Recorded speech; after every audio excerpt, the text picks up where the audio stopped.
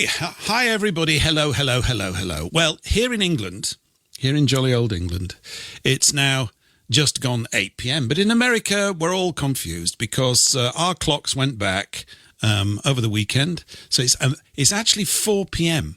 now in US Eastern Time, and then people have been calling in and saying, where's the show? What's going on? Are you pathetic? Well, of course I'm pathetic, but at least we're kind of on time, but it's English time. The States catches up with us this weekend. Anyway, let's get this show started, and we can talk about clocks for the next 3 hours.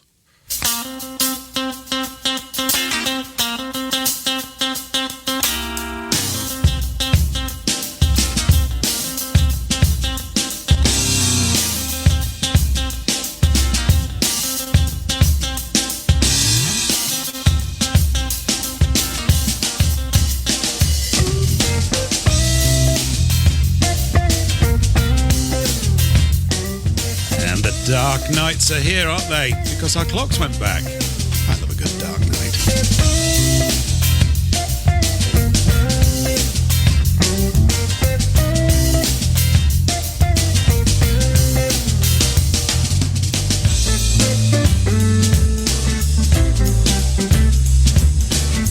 Still got my shorts on though. My knees, they're already giving me jip.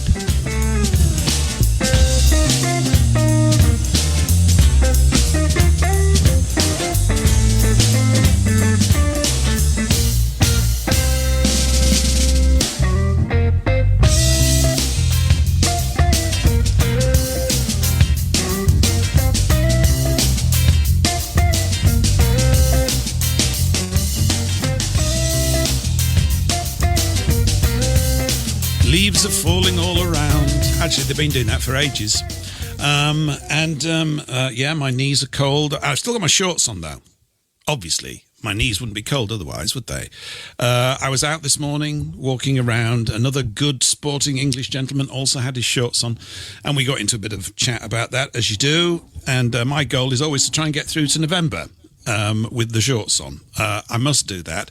If November's good, who knows? Maybe December. Maybe Christmas in shorts, eh? Probably not. Probably not. Another person who's not wearing shorts, I suspect, or might be wearing shorts, it all depends, because he's been turning up rather dapper into his studio performances recently, is Eric von Essex. Eric, good evening. Greetings. Welcome to the show. Greetings. Good evening. And now I've got my thermals on, actually. It's a bit cold in Fockham, you know, these days. But I'm very worried this evening. I don't know about you, but you can probably hear it in my voice. I've been having sleepless nights. Well, yes. You see, wherever I go to a supermarket, and the girl at the checkout says, "See you later." And you go into a shop, and they say, "See you later." I'm worried they're all going to turn up at the same time outside my house. There'd be a bloody great queue all the way down the road, wouldn't they? Because everybody's telling me that they'll see me later. When? Yep. Do you get that as well? Has anybody ever experienced that they've all turned up at the same time outside their house because they've all said, "See you later"? It's just a new saying. I don't know what it is. See you later. Tomorrow. Yes. C-U-L-T. Cult. Maybe it's a cult. The see you later cult. Or something. You never know. Yes, it's a bit worrying. Though, I'm glad it, to even see you, actually, Eric. I've just been talking to Paul pre-show, as you do, yes. And Paul was, of course, berating me for not informing everybody that we were broadcasting in American time an hour late. But of course, we're not, are we? We're broadcasting at the correct English time. You're right to berate me, Paul. I stuck it up on the website, but I wasn't. It was not clear. I was just saying it's better to be an hour early than an hour late. So I'm good. That's right. I don't know what you're doing, but I'm good. It is. We lost an hour somewhere. We lost an hour. That all you American types are very keen to be here. I'm very pleased about it, Paul. You can bet your bottom dollar I am. Of course, I do always rant about this. I'm not going to rant about it too long because I suppose it's just like every sort of clock change. It's the same old script. But I'm going to say, first of all, it's a dastardly stupid thing that they change them anyway. But if they're going to do that, yes, can't we all do it at the same weekend, please?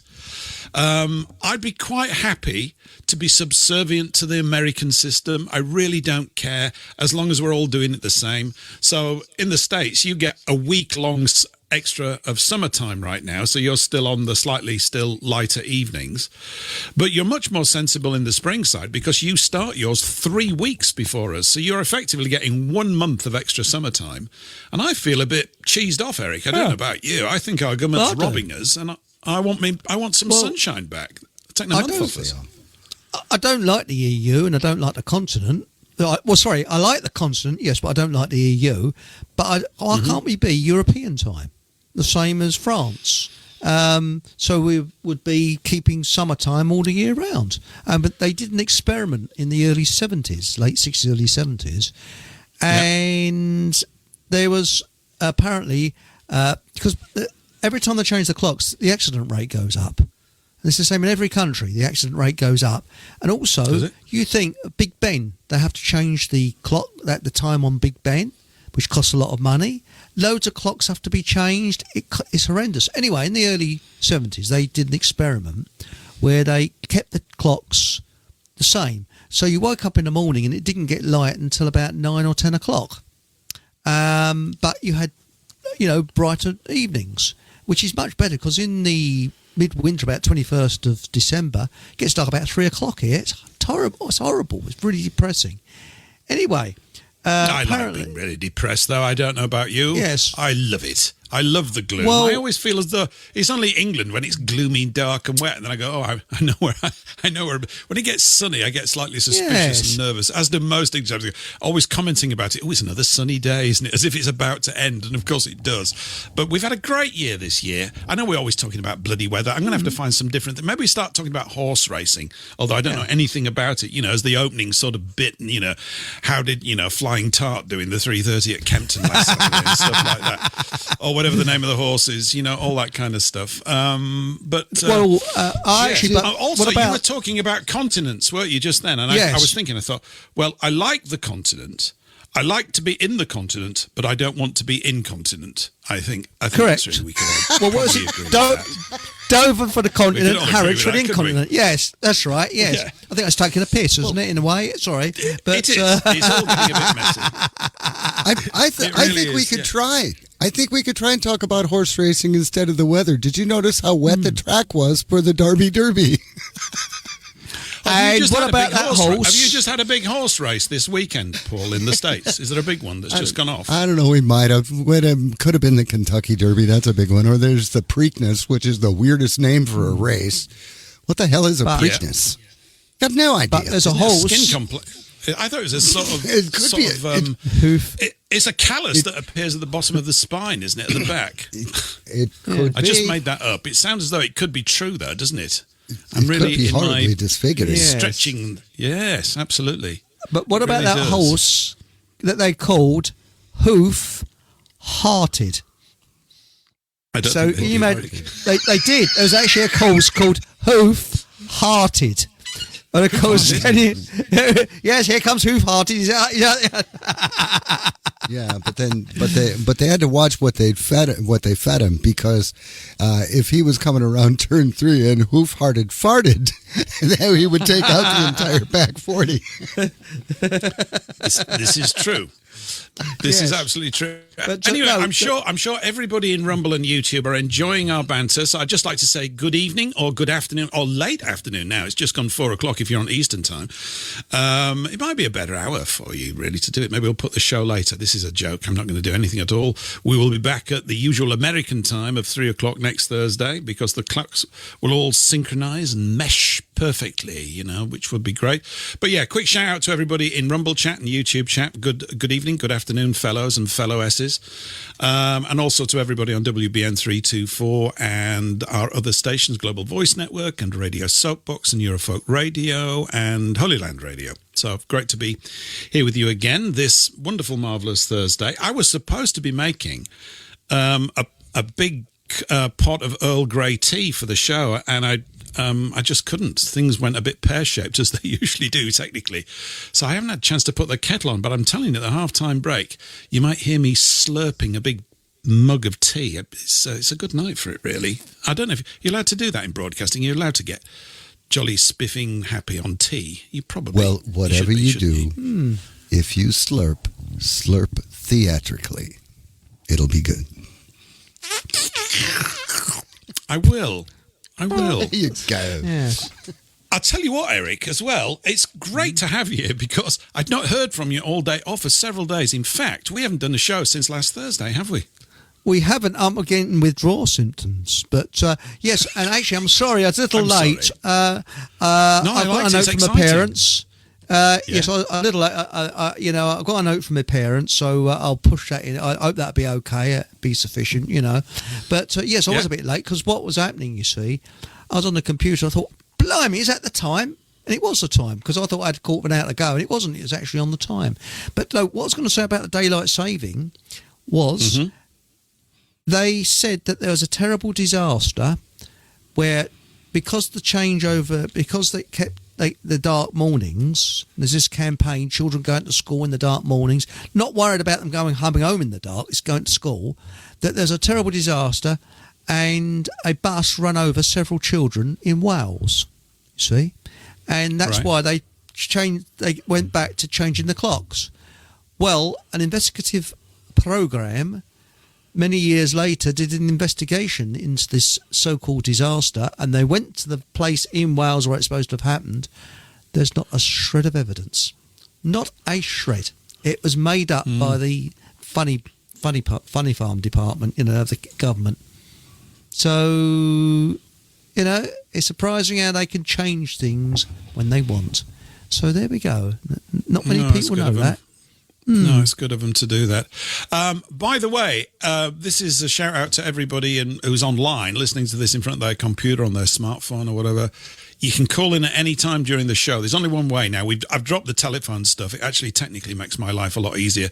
And I was just saying to Paul prior to the show, I think over 2 years, I've had about 6 phone calls in over 2 years. So I think we can say that that's not particularly effective at this moment in the show's history. We'll go back to it maybe at a later date, but it was just a bit too much of a faff and was causing me to, become even clumsier than I often am. If you want to come into the show, go into your browser, go to paulenglishlive.com/call, and you can come in. We'll patch you in. Monika Schaefer's due to be with us in just under an hour's time at the top of this hour. She'll be rolling by. I was on her show a couple of weeks ago. I'm going to berate her about this. No, I'm not really. I had to get up and do the show. When was it? 1 o'clock till 2 a.m. That was fun.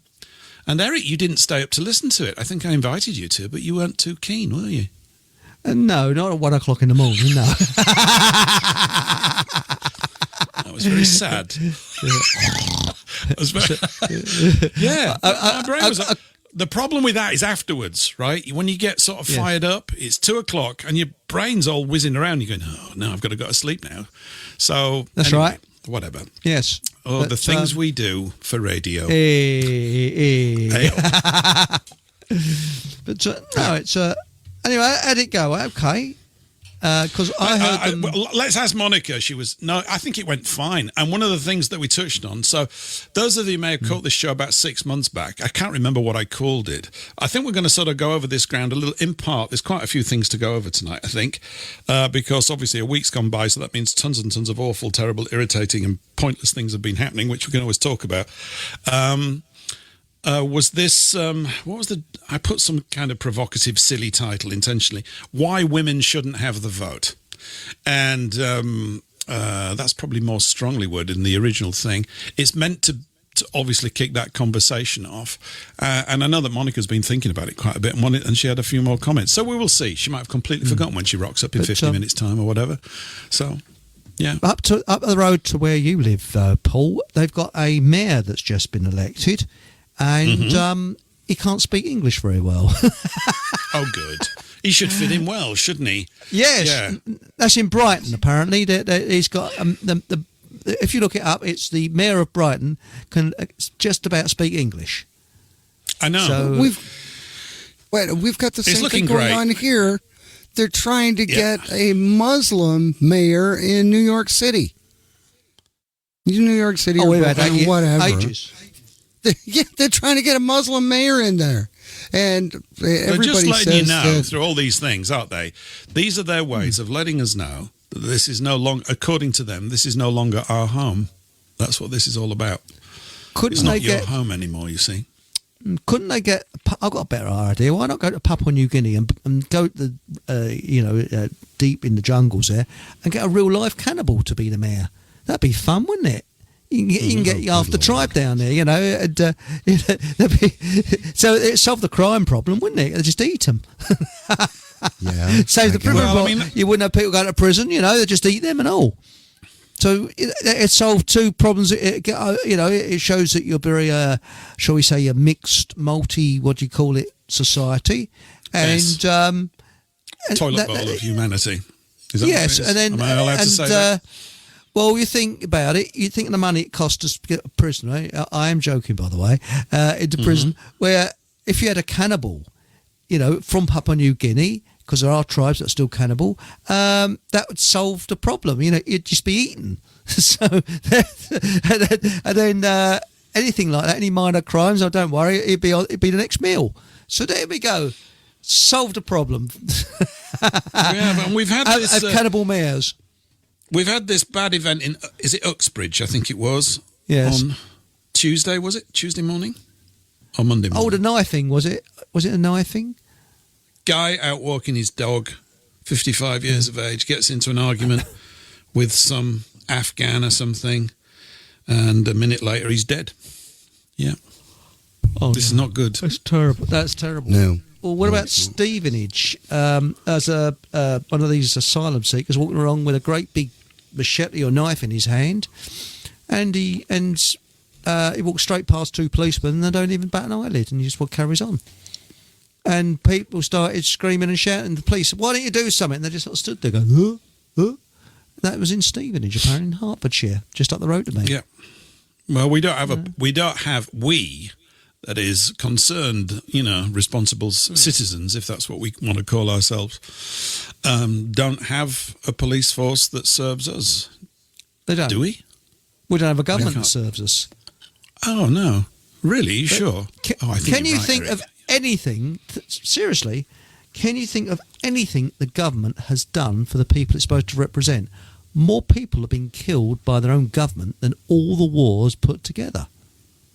So when you look at government, why do we need them? We don't really need them.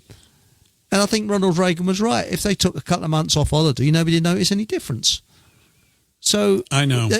And they've worked tirelessly against us.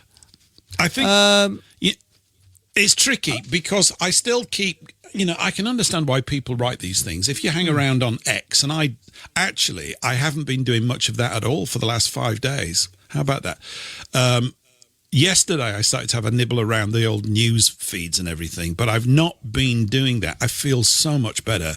I don't know whether this is actually helping or not, me just feeling better about it, but it wears you out.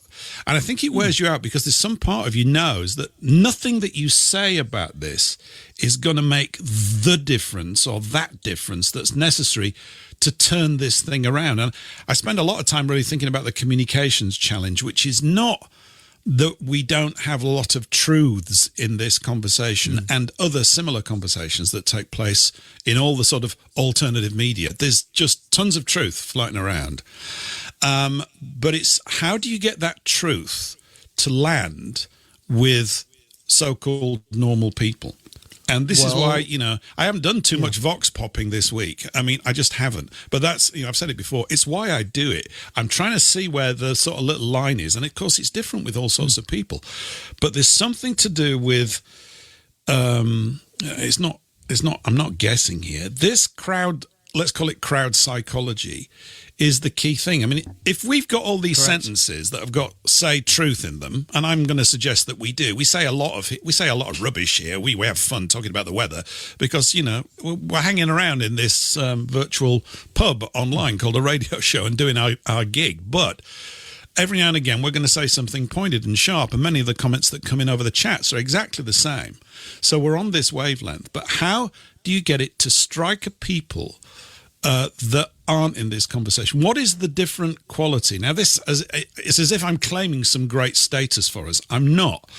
But there is a process that I think all the individuals here are in or have gone through. And I was thinking one of the qualities, probably, interesting to hear from the chat on this, that I think most people have in these sorts of conversations is the ability to contain discomfort.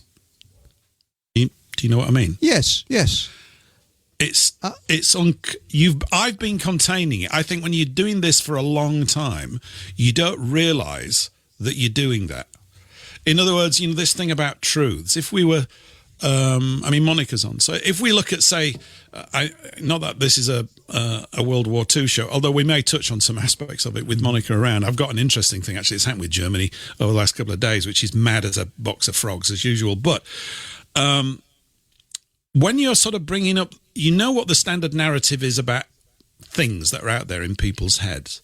Mm-hmm. And you're about to say something, or you would like to, that is going to run completely counter to that. In other words, and it's all of the implications of this. And I was, Socrates. You've heard of Socrates, right? Oh, yeah. He's a bloke that, he's our local postman, called Socrates. Hi, mate, how you going? Is he? Yeah, no, he's Socrates. Well, Socrates had to kill himself, right? He took hemlock, and they caught, right. and I thought, I had a vague idea why, but I was looking it up recently, because it's a communications challenge. This was the result of his communications challenge, and it's not dissimilar to the one that we face and that loads of people have faced and face all the time. This stuff is ancient. It's to do with how the great mass of people in the crowd, sometimes you used to be one of those, so did I, right, respond in terms of their security and safety and how to handle discomfort, or troublemakers, i.e. someone who's going to stand up and say an uncomfortable truth, right, which is going to disturb the equilibrium of the somnambulant crowd. And this is what did for Socrates. And I came across this little bit about him. I'm just reading it out without context here. What does it say? It says, the accusations against him of atheism, the introducing of foreign deities. So this is in Greece, BC, right? Mm-hmm. I think one of the things he was saying is, look, you've got all these gods and I've got some other ones. And the authorities of the day, again, this is about human authority systems, didn't go too well with that. And corrupting of the Athenian youth, corrupting them by introducing these conflicting and contradicting ideas to the established status quo at the time, which when you turn up and start saying things about World War II and this, that, and the other, that's, although I'd say we've got more leeway with it now than we've ever had, simply because so many people have actually inquired into it. But you see what I'm getting at? This is kind of it's the problem in every single area of these human power systems, is that if somebody actually genuinely asks real questions, 9 times out of 10, it's going to make everybody else in the room feel uncomfortable. Because I was thinking, the truths that you want to say, by definition, I mean, look, we can say loads of truths like, telephone boxes in London used to be red. That's true, right? But it didn't really change the world. I'm just making so there's lots of sort of gentle truths that are just part of conversation, and it's all true. No one's trying to sort of, but the ones that we're talking about are the ones which, by design, by definition, are the ones absolutely which are going to disturb the equilibrium of the listener. That's why you want to say them, because you say, look, I've heard what you said, and I know all that as well, but there's this lump of information here and I want to bring it to your attention. And immediately you start to do that, you get this crowd close down. I mean, I'm really sort of hamming it up. It's not always like that. I think it's way, way better now than it ever used to be. But you get people shutting down, particularly if their job is on the line, right? And isn't that reflected really, even if we just go over to this Uxbridge thing, the police don't serve us because they're enthralled to something else, some kind of power structure there which exists, because they don't want to lose their job. So they're going to allow injustice to reign supreme as long as they get employed next week. Well, I think we've got to understand our enemy. And when you look at the Fabian Society, now, I think you and I, Paul, realise that this country's run by the usury scammers. But let's look at the Fabian Society. Now, the Fabian Society was actually, one of the founders was Hubert Bland. And yes, it is bloody Bland. I mean, what a name, Bland, and he was an author. But the thing is, with the book 1984, that people believed that the author switched because it was written in 1948, he switched that year around. That's partly true, but it was written 100 years after the Fabian Society started in 1884. So when you look at the Fabian Society, they believe they're obsessed that we're overpopulated. So they're obsessed with depopulation. That's what they're into. They want to kill us, and so far they've been doing a very good job of it. But people are waking up to it. And when you look at Keir Starmer, he's not the full ticket, because it's a kind of dictatorship. It's pure communism. That's what it is. But I think that Keir Starmer is doing a marvellous job of destroying the Fabian Society, because people are waking up to it. And he's not only doing that, you notice people are waking up very quickly to it. But it's like I mentioned the other week when I was out with those people on the street from the Reform Party. I'm not bothered that they could have had any name on them at all. That's not why I went there. It's because they were gathering on the street and saying we're concerned. That's all I saw, right? I'm not bothered about the label. And this woman, I think I mentioned it last week, she said, I've just heard about the Fabian Society. And the fact that she even said it is true. I mean, I think... Do we need to know about these societies? Well, I suspect, say, if you took the brains of everybody listening here on YouTube and Rumble and elsewhere, we probably know most of it, right? And a good question to ask is, how much more of it do you need to know? Could you know an awful lot more? Yes. Would it really make that much of a difference? I mean, when you know 95% of it, do you really need to spend the rest of your life finding out that last 3 to 5%, which is not really going to contradict what you already know? It's simply going to refine your arguments. But then you're probably doing that on the basis that you'll actually find someone who's willing to listen to them in the first place, which is really the big challenge. You know, how do you get someone's attention long enough to drop these things in? In a word, to answer your question, no. People don't need to know any more than is absolutely necessary to communicate to them in a very real way that the government is out to get them. There is no such thing as fair play, and that they must fend for themselves. That's the only thing they need to know. Continuing to go down rabbit holes is nothing more than a distraction, and it is mentally taxing to the point that even if you come across an absolute honest-to-God truth, you're not going to be able to put the pieces together because you've got brain fry from the last week. All you need to know is that shit is not right and that you have to stand up and do something about it. That's all you need to know. I agree with you. I think it is. I think there has to be a willingness for people to feel uncomfortable. Actually, I don't know if willing's the right word. You're going to have to accept that with the territory of inquiry, discomfort is going to be a permanent companion. And you need to sort of wear it like a parrot on your shoulder. And it goes, this is going to be a pain in the arse. What, you mean like every day for the last 25 years? Yep. Yeah, that's exactly what it is. And I think most people there's many, many people still ensconced in comfort and convenience. We talked about this recently as well, didn't we? This is the great sort of peril. I mean, I was just reading a little bit more about this Socrates thing. I'm just jumping down. Not that this is about Socrates, but this is this principle as well. It says the offense of Socrates consisted in unfolding to his disciples, i.e. communicating to them, the arcane doctrine concerning the gods, which was taught in the mysteries and was a capital crime. So you weren't allowed to teach that, probably for pretty good reasons, actually.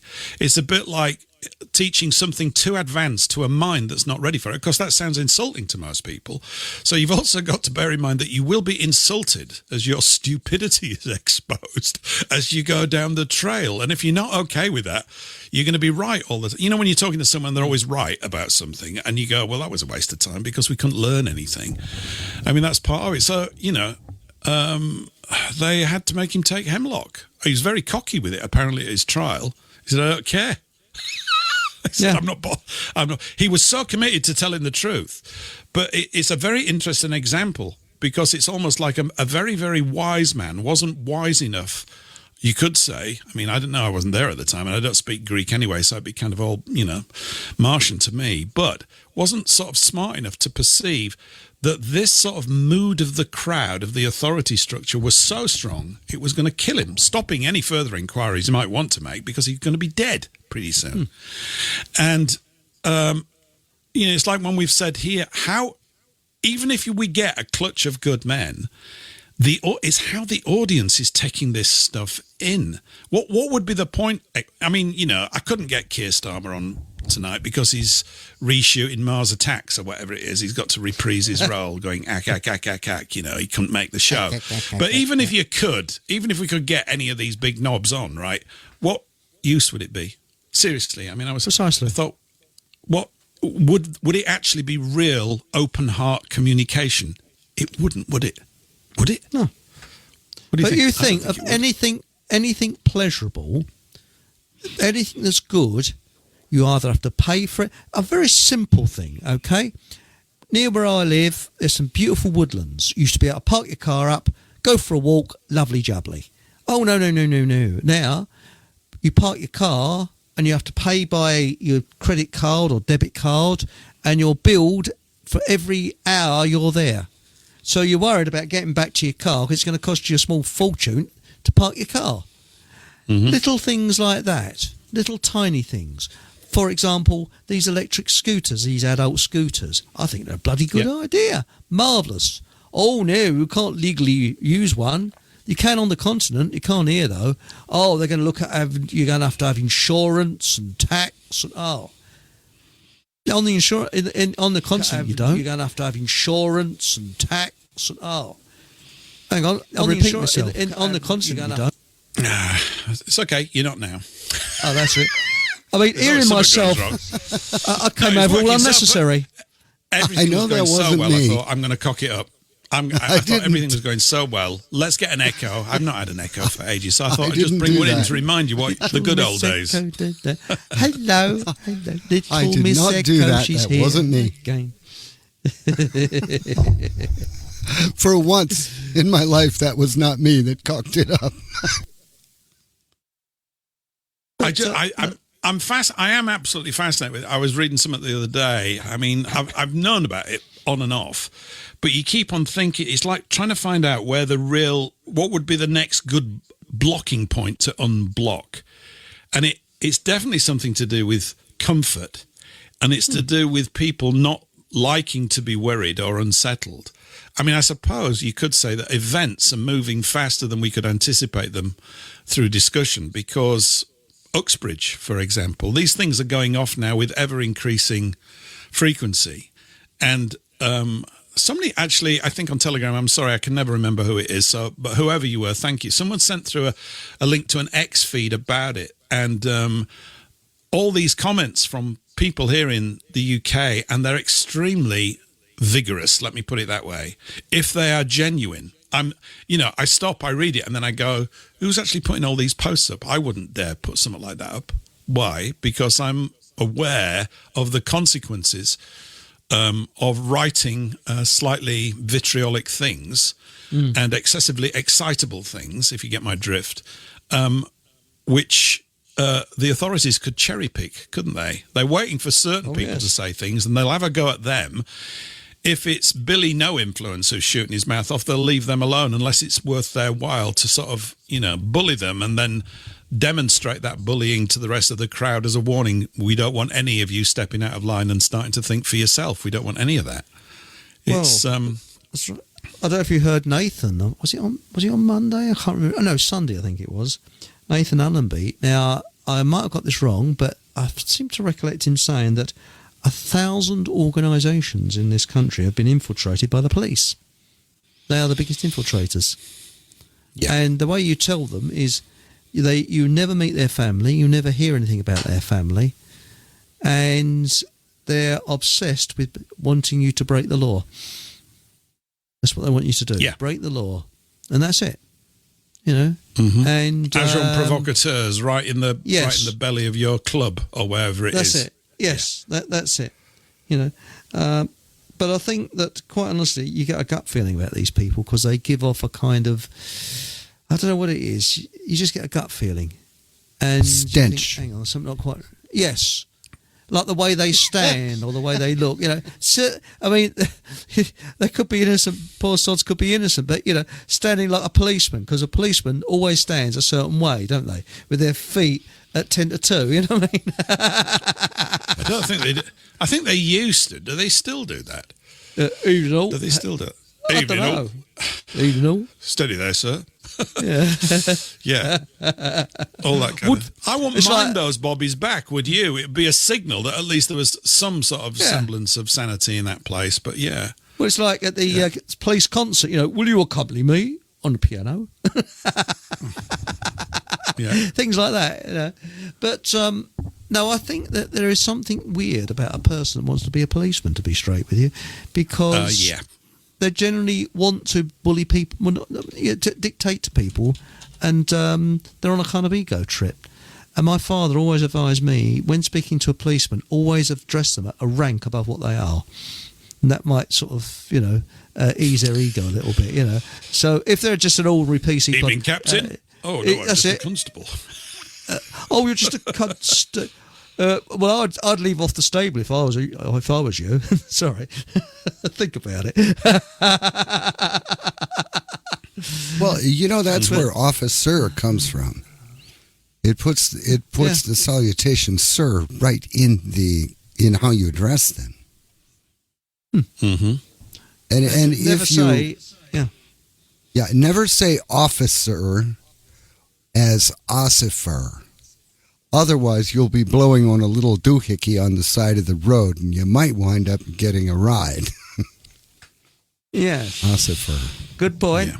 But apparently, if they usually say, "Do you understand?" Never say yes. Because I think the best thing is to not talk to them at all now. I probably wouldn't even say a word. It's got that bad. I mean, it's just... I do not answer questions. It's ridiculous. Am I free to leave? Also, if you are arrested, just say no comment to everything they ask you until you've... I don't answer questions. Solicitor there. Yes, it's not no comment. It's I do not answer questions. I do not answer questions. Am I free to leave? Am I being detained?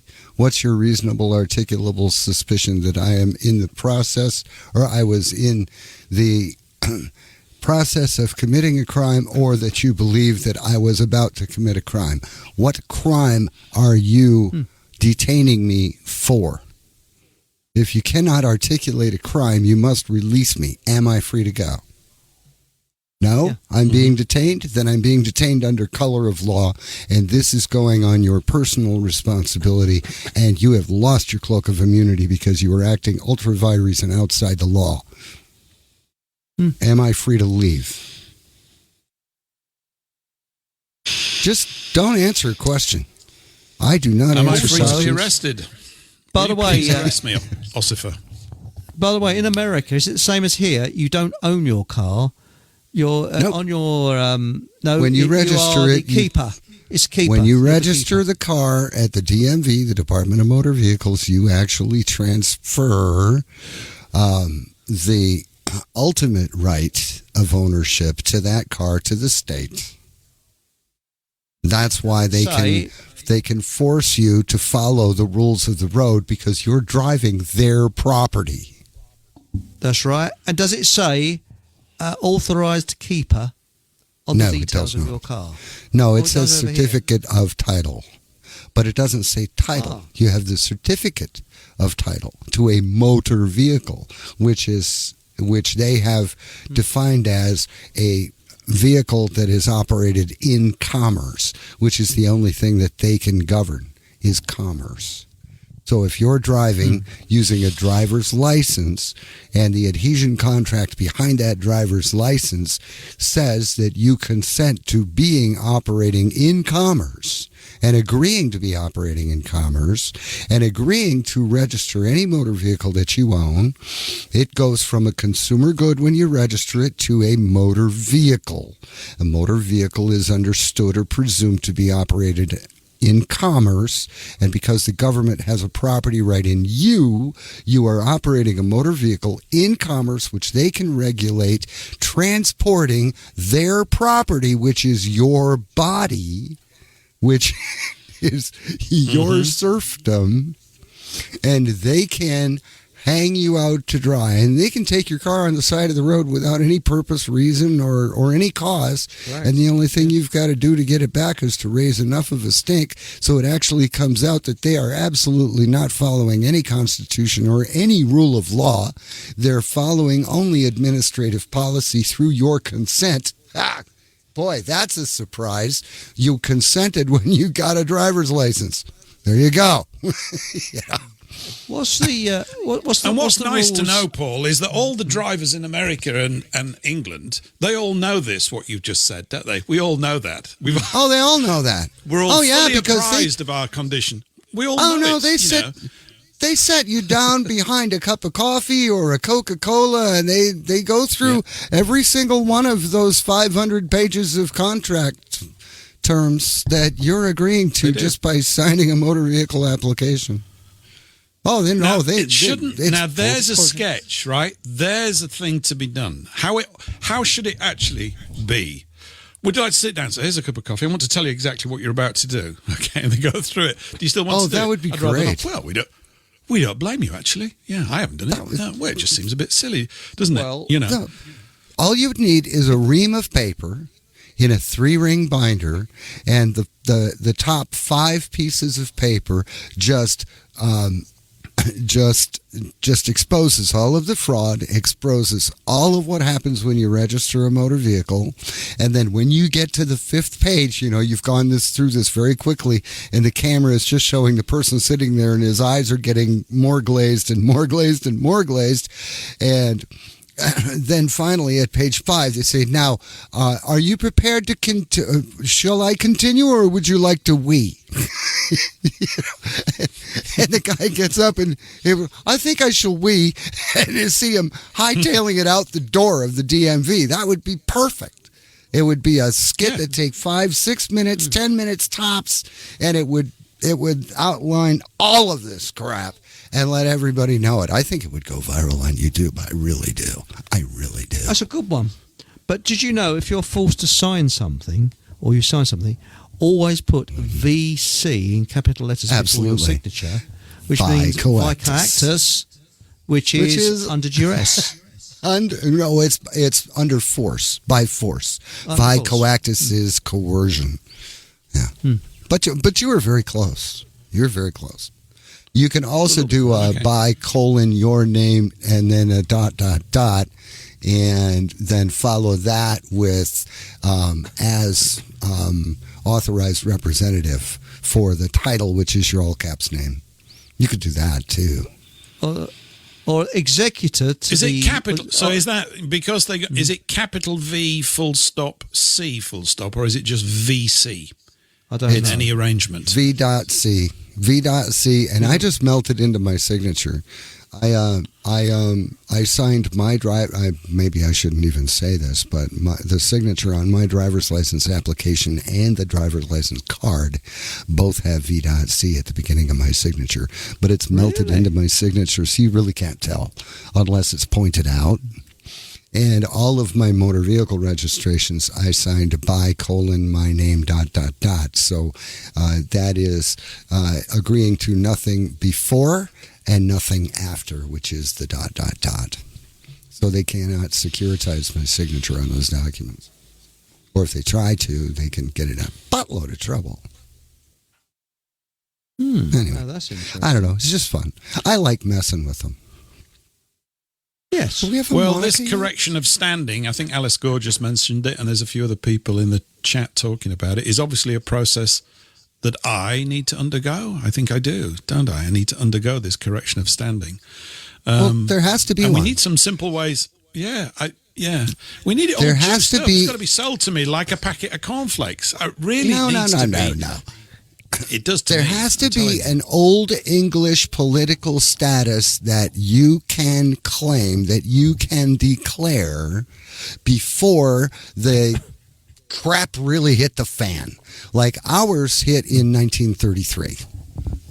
They rewrote the Trading with the Enemy Act, making United States citizens enemies of the state, which means they can lie to us. They don't have to give us full disclosure. They don't have to give us anything but civil rights as granted by the 14th Amendment. It's presumed as an automatic waiver of God-given or natural rights. So they don't even have to give us access to the Constitution unless we file an affidavit with the Secretary of State claiming that we are nationals of the United States of America, the original republic, and not 14th Amendment citizens or legal residents of our state of location. We have locations, we have domiciles, we don't have residences, because residency comes from ambassadorial law, where you are agreeing in residence to be under the jurisdiction of your parent country, which is the United States or the District of Columbia or a 10-mile square. So even though you live in New York, you're governed under the laws of the United States Corporation that only has jurisdiction over the 10-mile square of Washington, D.C. The District of Columbia, it's not even part of this country. It's a nation state. So if you're in residence, you're agreeing to be a serf under the federal corporation. And that is how they nail you. Are you a citizen under the 14th Amendment? And are you a resident of the state of New York, which is a political subdivision of, guess what? The United States Trading Company, Washington, D.C. Well, I think there ought to be another state of America called exhaustion, because you could say I'm in the state of exhaustion. Right. Well, we certainly have the state of confusion. We certainly do. What about California? I mean, let's face it, Chairman Mao must be looking up from hell thinking, bloody hell, they're doing a better job than I ever did. Yeah, and they have palm trees. Yeah. They have palm trees and Fruit Loops. Well, but those are really only in San Francisco. Anyway. But have you seen that there's a new drug out which turns people into zombies? Have you seen that on YouTube? Where the people are just walking along and they're kind of in a zombie-like state. I shouldn't laugh. Which one is that? There are so many. I know there's Ozempic, and that's just that's the venom from a Gila monster. It actually it paralyzes your stomach. That's why it helps you lose weight. Your stomach no longer works to digest what you're eating. So, like crapping corn kernels whole. Good heavens. Perhaps I shouldn't have gone that far, but I'm sorry, Paul. No, it's good. You can go as far as you like. They'll take a lot of flushes when they get that down. I know, Paul. He's the perfect English gentleman. He's just sitting back there, leaning back in his chair, just shaking his head. What is with Paul today? No, I'm just being very polite. Actually, I saw there's lots of videos springing up. They must sort of get a lot of clicks or something with Americans going around England. These have been, I guess they've been online for a few years now. Some of them are quite interesting. I suppose all people are flattered by positive reviews from other people that come into your nation and say good things about it. Of course, it's a bit weird at the moment when the English know that the whole place is like turning into a toilet with ever greater speed. But some of the comments and observations are good. There was a guy from Texas actually floating around. He does these sort of little 45 1-minute short things, so I lost 5 minutes of my day today, but I was accompanied by a good cup of tea, so it wasn't too bad. And he was just talking about English communication styles, and what you mentioned there was definitely a key point that he was talking about the understatement of everything and the politeness or the perceived politeness of people. And he's begun to read what it means. All this sort of, they'll do anything to avoid directly confronting the situation. And it's true. It's absolutely true. I think there's all sorts of reasons for that. I think it's because I actually think one of them's to do with geography, literally. It being such a relatively small bit of real estate over here in relation, say, to just about anywhere, frankly, but it is small. And I think because we've been packed in like sardines for a couple of thousand years, certain sort of communication approaches have developed, which we've found work best when you're living cheek by jowl with a lot of people within earshot all the time. You can't go around. You were saying that, in Texas, if they want to say that something's good to somebody, just yell it across the car parking lot. We don't go in for that sort of thing over here. That's not done. Mm-hmm. You can't do that. Mm-hmm. People go, who's that over there making a disturbance? You politely go up and quietly whisper in people's ears over here. So it is all a little bit different. And it's interesting seeing how they come into grips with what we say. The one thing that most of them have noticed, they can't believe the bewildering amount of accents that there are. And there are. It's absolutely off the charts over here. We just take it for granted. But you can literally go 30 miles away, probably wherever you are in England, to somewhere else, and they're talking slightly different. I mean, not in London, of course, but you shouldn't be going there anyway because it's now a very, very silly place. Although I guess they do talk different, really. In fact, they talk so different, we don't even know what they're saying because they're using completely different languages in huge chunks of London. But it is that way, yeah. Who is that comedian that draws parallels between different areas of the United States and how they talk and accents from Europe? He actually draws parallels between like the Southerners and the Northerners. What the hell is his name? Oh man, I'm gonna have to consult Google or AI. But it's funny, it's hilarious, and it's also eye-opening because there are accents in the United States that very closely resemble accents over there. Weird. It's really weird. There's estuary English, isn't there?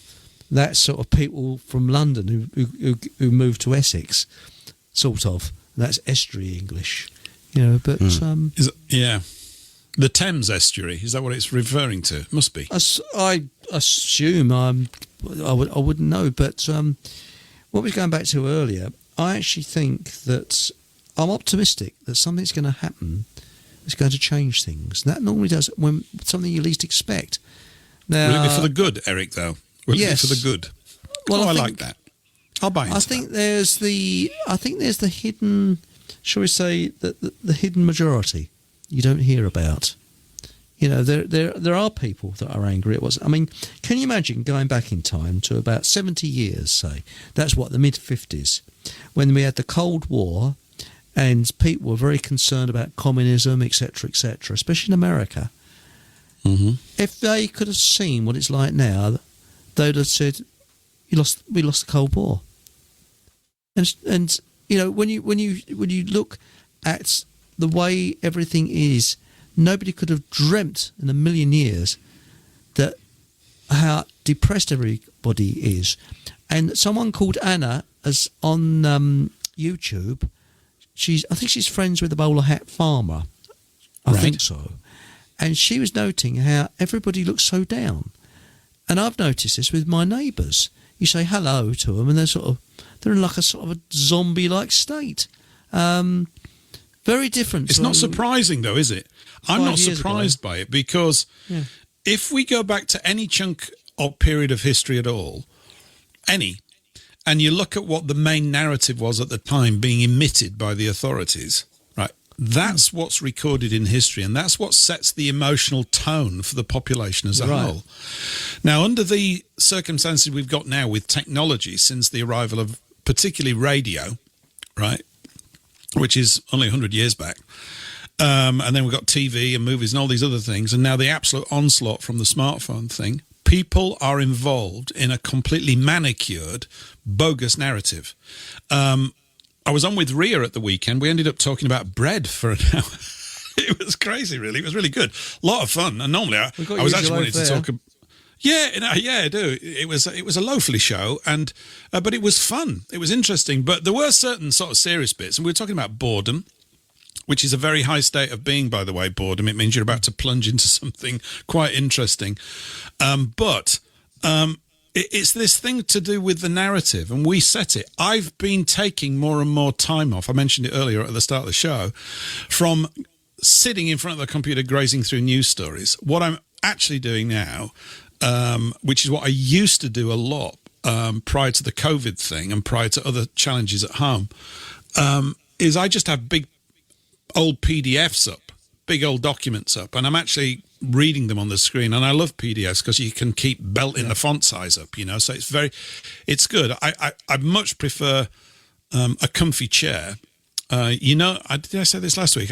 I know my priorities have changed, guys, when I'm getting quite excited about going through chair catalogues. Because I'm going, things have changed a bit, Paul. You're not looking at sports cars anymore. It's comfy chairs, and it's true. And I've really valued you. I know this sounds like, I would suggest and recommend, listeners are going to do with this, whatever. All I can tell you is what I am finding is I'm feeling more like myself, which is a big worry, I suppose, for people that knew me. But I am in the sense of having more consideration time that I'm driving.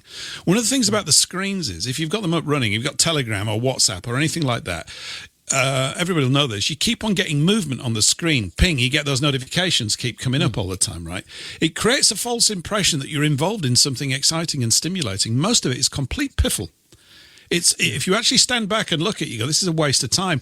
And there's so much clickbait around now, it's got ludicrous, particularly with the AI videos.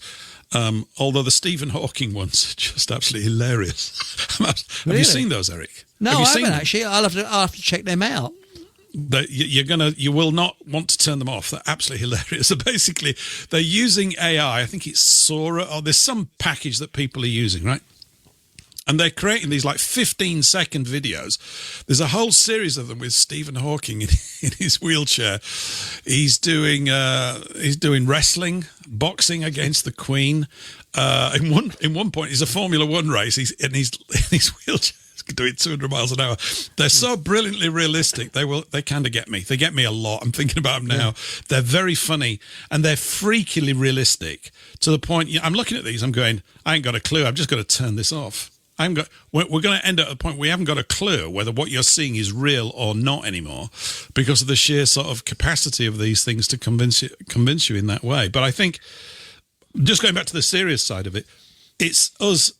I'm finding that by me choosing what I want to read and do things, again, I've done that for many, many years, but not recently, over the past few years.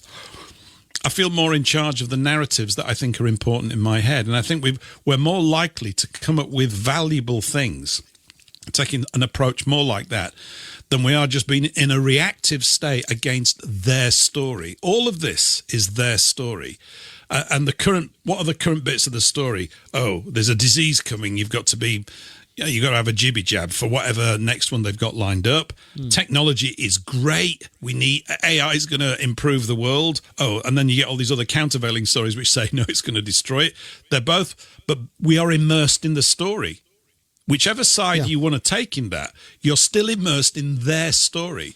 Whereas being a neo-Luddite, which I am, I think a theme to explore is how much tech do we need? Really, how much tech do we actually need? Do we need more tech? Do I need automatic opening and closing kitchen doors? Do I really need that? Do I need an automatic toilet seat lid? Actually, in my case, I actually might need one soon. But you know what I mean? Yeah. All these things, there's no end to it, and they're always delivered with a fanfare. Now we can do this. I'm going, I don't want to do that. No one actually says, how daft is that? And I think cars, we were talking about cars, weren't we, from the sort of legal ownership point of view a few minutes ago. But in terms of the technology they're putting into them, I don't want any of it. I don't want that as a car. I want a basic car. Why would I want that? Yeah. They said, China, this was about 10 years ago, China is going to import massively cars that you can work on, that you can, if something goes wrong, you can put right. Fantastic. Yeah. I mean, I've got to change the battery in my car key fob. And, well, why... something extra can go wrong. Why can't I just put a key in the lock, turn it, and the door opens? Lovely. Simple, easy. Hold those thoughts, because now I don't want to take your mind back. It's the 1950s, late 1950s, early 1960s. It's a Sunday afternoon, and all the dads are out mending their cars. And this comes on the radio. We'll be back after this, everyone. Oh, how sweet. Oh.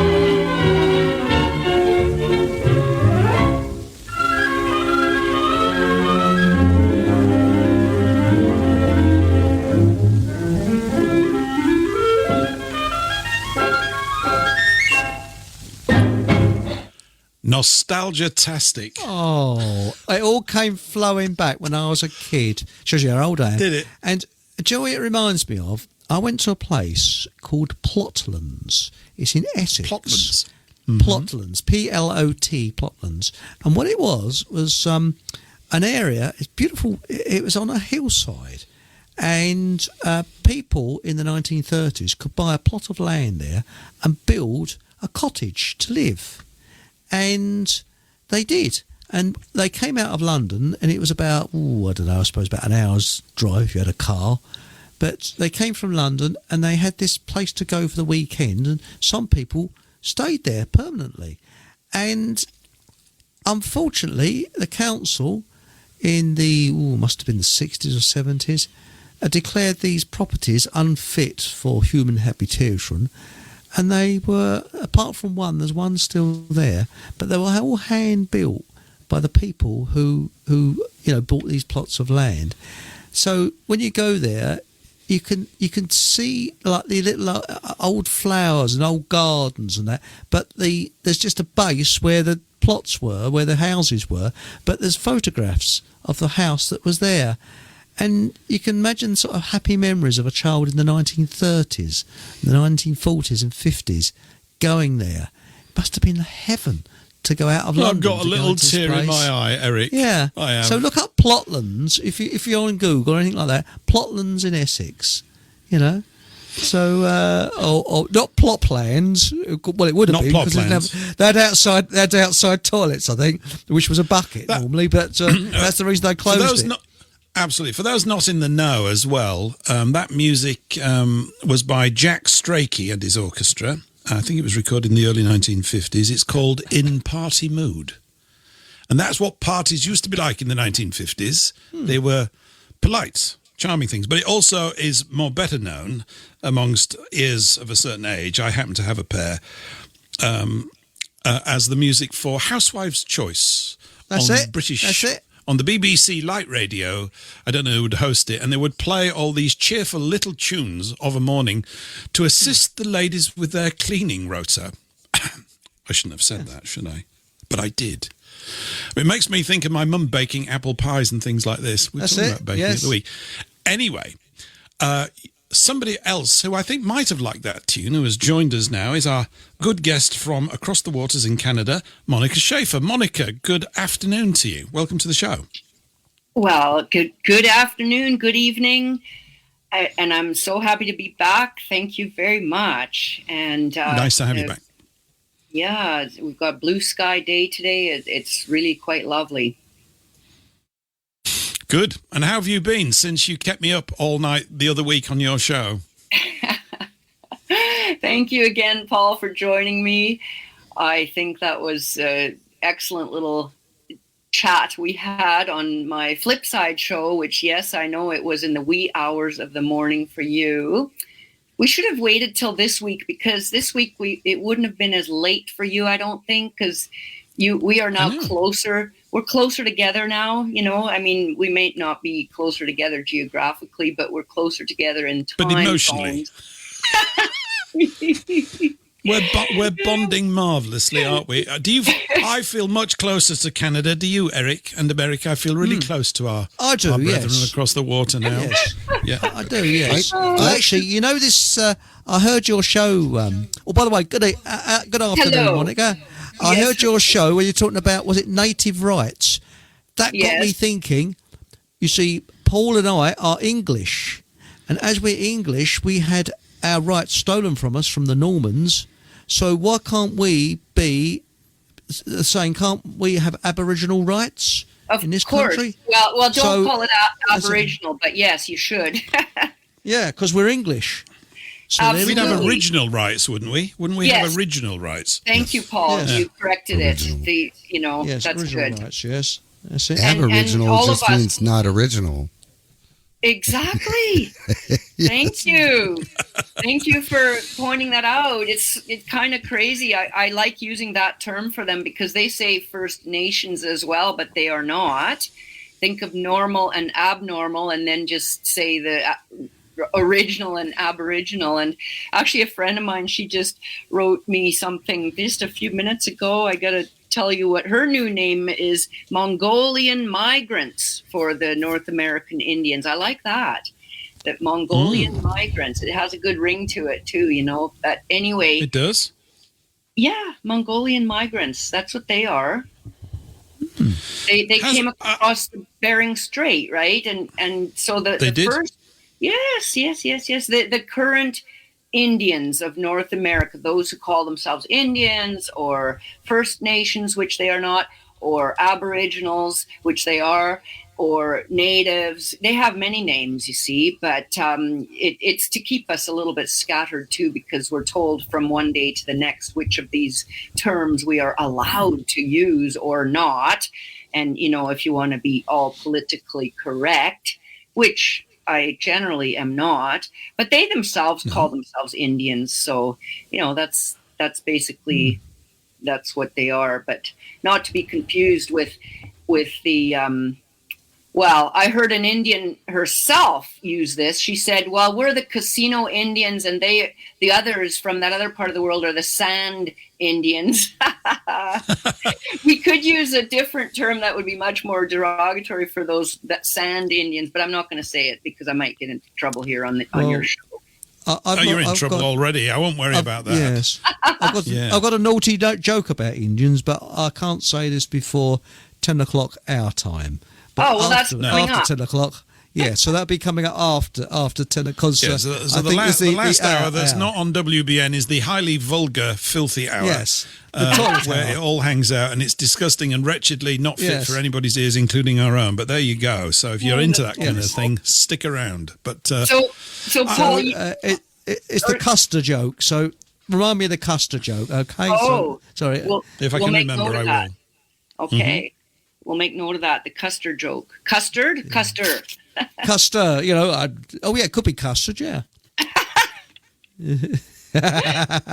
Okay, well, Paul, I don't want to stop you from also greeting Patrick, but after that, I'll carry on with, you had introduced the subject of you being on my show and some of the aftermath. That's what I wanted to talk about, but you go ahead first with, you know. Oh no, that's fine. It's we're not formal round here. In fact, generally forget people. But hi, Patrick. Yeah, welcome to the show. I was just welcoming Monika into the space. So welcome to the show, Patrick. Yeah, I was just sitting here sipping my tea, listening. I heard that show. Good show, by the way. Oh, good. Thanks. I'm glad you liked it. So one of the things that I brought up, and I purposefully, it was tongue in cheek when I said to you, whatever possessed you to have a show called Women to Lose the Vote ? But really that's tongue in cheek, because really I was quite keen on it. And Paul, I've re-listened to that show this week, like just within the last few days, listened to about half of it one day and then the next half the next day. And it really was a good show. And it was on February 27th, and I believe it was number 78. PEL 78 in your listings there. Would you like to become my archivist? This is brilliant that you know these things. I can't remember what we've done from week to week. This is excellent. I love this. Well, it's because of, you know, some of the comments I got in private emails from people after you came on my show. And I do have this general concern, and I think I even brought it up in our February show, that when we talk about these issues, you know, about feminism and the harms that feminism has brought to us and whatnot, one of the dangers, and I've seen it happen, and I saw it in you know, big colors happen after you came on my show, some really big hostility from men against women. And I thought, whoa, like, where is this actually productive for us? See, here I am, and I think that I have, it's almost like it's less dangerous, let's say, for me to talk about this feminist issue and how bad it's been for our society than perhaps for some men, because men might be worried that they're going to be trampled on by all these feminist women, you know. But I'm a woman myself, so that part of it doesn't frighten me at all. But the thing is, what I got in some of these messages, and I'm not really done with communicating with these people, but was a huge amount of hostility that was really directed at the wrong cohort. And it's like there was this hatred for women who, these men have basically seen the harms of feminism. But I think that we need to keep our eye on the ball.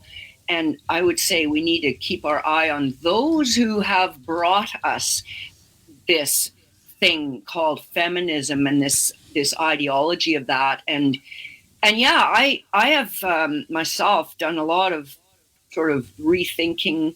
I didn't grow up in a vacuum, so, and we talked about that on that show too, and on mine as well, that, I grew up in the 60s and 70s, and my goodness, that was a pretty much a heyday for, the feminist movement. And of course, then there was also the hippie movement, and none of these things just came about organically. And this is really important for us to know, that none of it came about just because that's a natural evolution of things, getting better or whatever. No, these were engineered. Exactly. This was social engineering taking place.